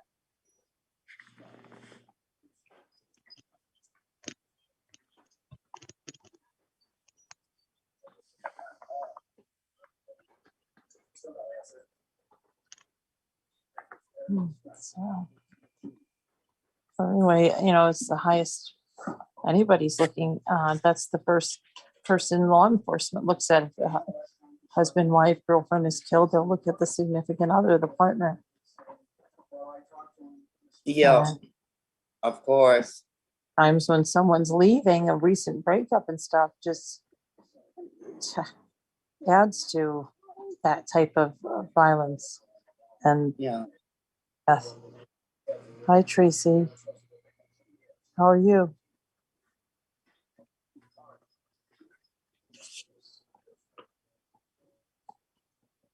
It's Tracy W. Hi, Tracy. Merry Christmas. Hi, Tracy.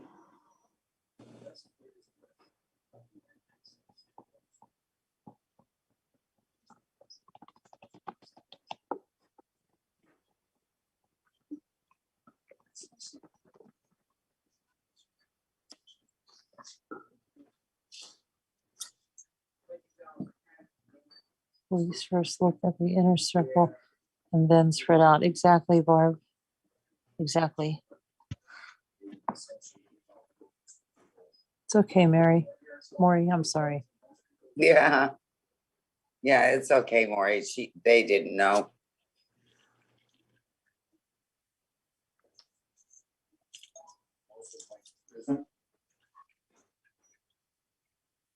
Yeah, nobody's like, there's no witch hunt. We don't have bullhorns. We're just looking at what's out there and just trying to piece together some stuff.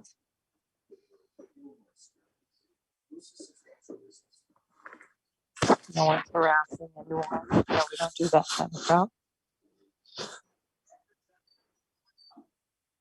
If Moscow PD believes JD did it, he'd be under 24/7 watch because he's prone to take his own life.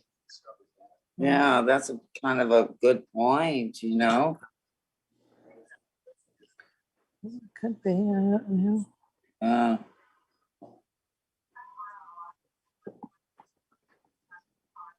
I don't know. It depends, if he's back in Coeur d'Alene,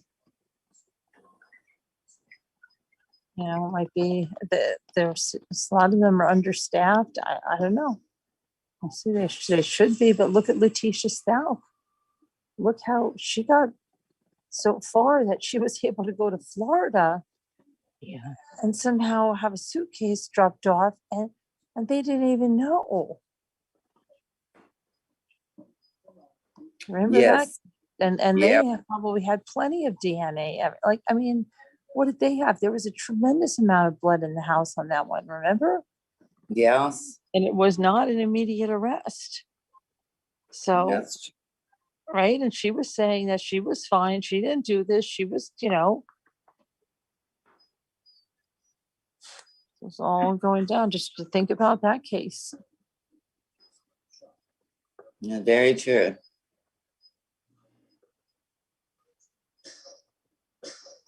What answers would I like answered, Dino? I would like to know where Jack was earlier that night. I'd like to know if he answered or texted them back in the morning when he woke up and got all those messages. I'd like to know when and if Kaylee had contact with him that weekend.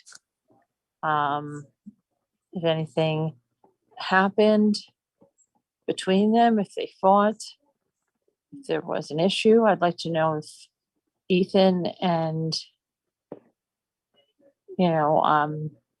what's his name, Jack had any kind of a relationship. I have a lot of questions.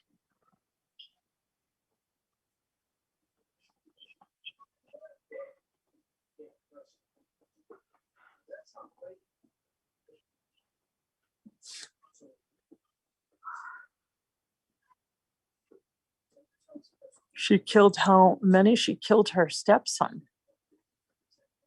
in a very, very, very bloody way. That the blood seeped.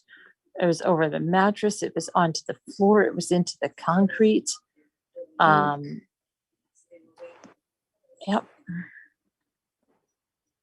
That was horrible, that one. Yep. She said he ran away. He didn't run Yeah. away. Then she gave like 15 different tales. Not 15, but quite a few. But people in that weren't in, added other people and did interviews with the news. I mean, just was acting bizarre. And even her husband was not believing her.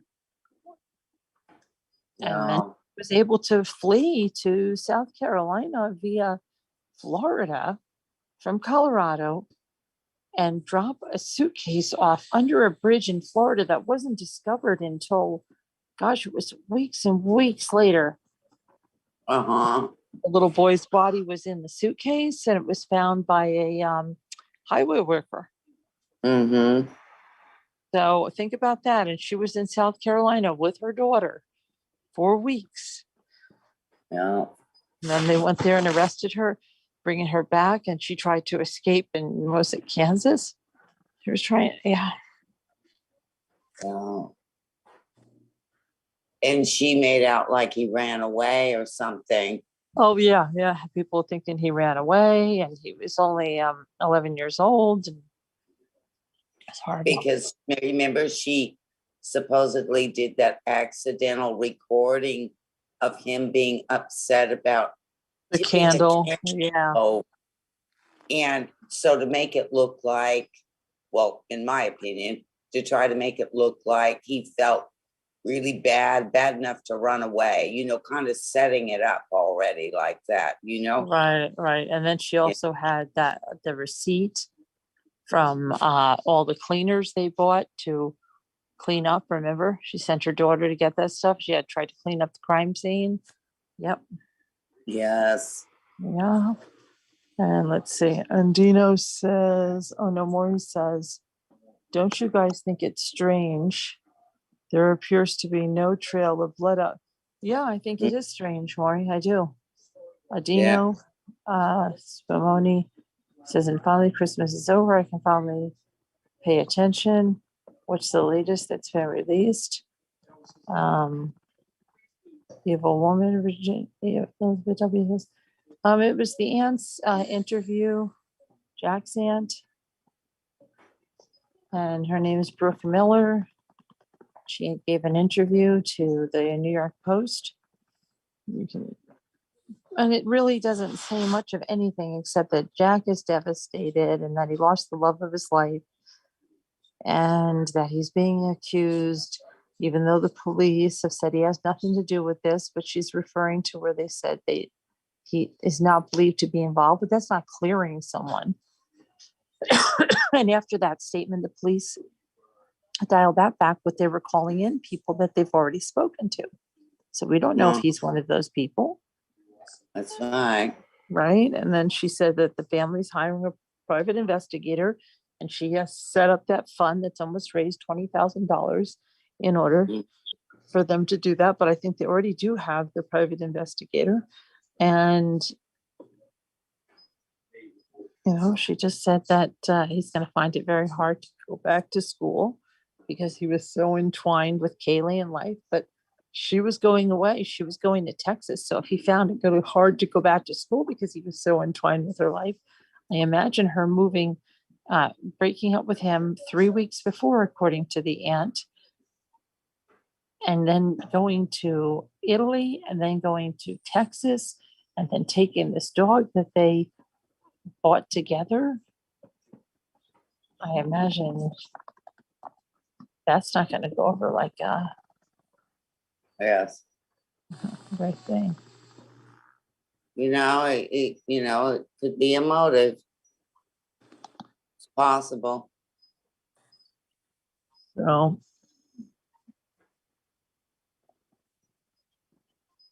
and then there's stuff about that guy that was at the noise disturbance calls, Hunter Johnson, and his girlfriend, Emily. Yeah. And then, so they put a reward out. No reward. No reward. The money is for them to hire a private investigator and for expert legal advice and other things. So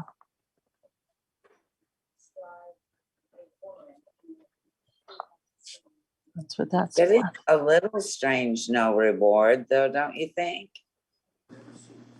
Yeah. Or no? Yeah, but I think they said that there was a reason for that.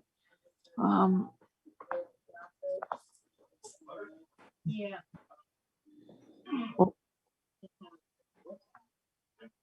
Yeah, what that was right now, because Well, I hope we hear from the profiler. At least maybe the behavioral analyst can tell us, a little bit about the person who potentially did this, what they think.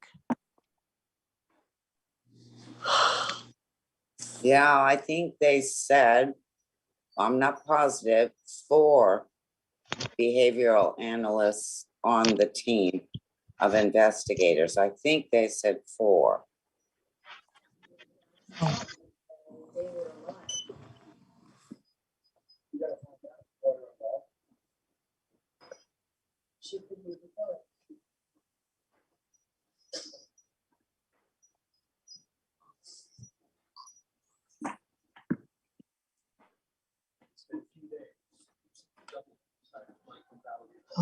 I think I'm going to go in the other room and stop the live. And if you guys still want to discuss, the Zoom is open for discussion for members and Patreon and stuff.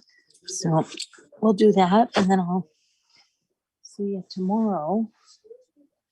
Happy holidays, everyone in chat. Yeah, I guess I'll have to start the new Zoom, but I can do that after I go off and discuss. Hey, Rocky. Are you going to start a new Zoom? Yeah. I'll start the, let me just mute on this because it'll. Oh, Carolyn, she's got to get out of her chair now. Oh, I am standing up in the kitchen now. I know that was hard. It was hard. I know. I could tell. I wouldn't have wanted to get out of it either.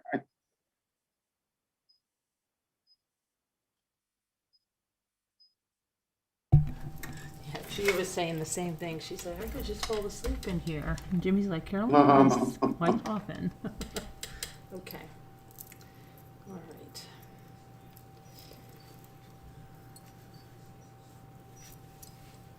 Okay.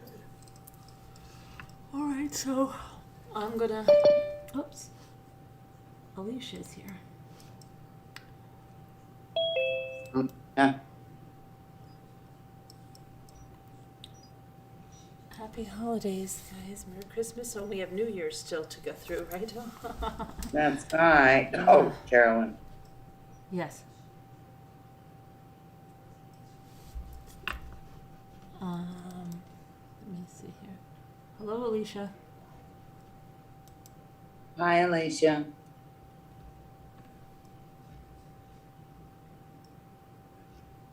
Okay, well, thanks for calling. Coming in, everybody. Hi, everyone. Hi, Alicia. Hi. Okay, I'm going to end this live, and then we're going to go off in Zoom. So if you want to come in Zoom, come on, and then we'll have to redo the Zoom. All right, so we'll see you guys. God bless. Prayers for all. Bye. Thanks, everyone. See you tomorrow.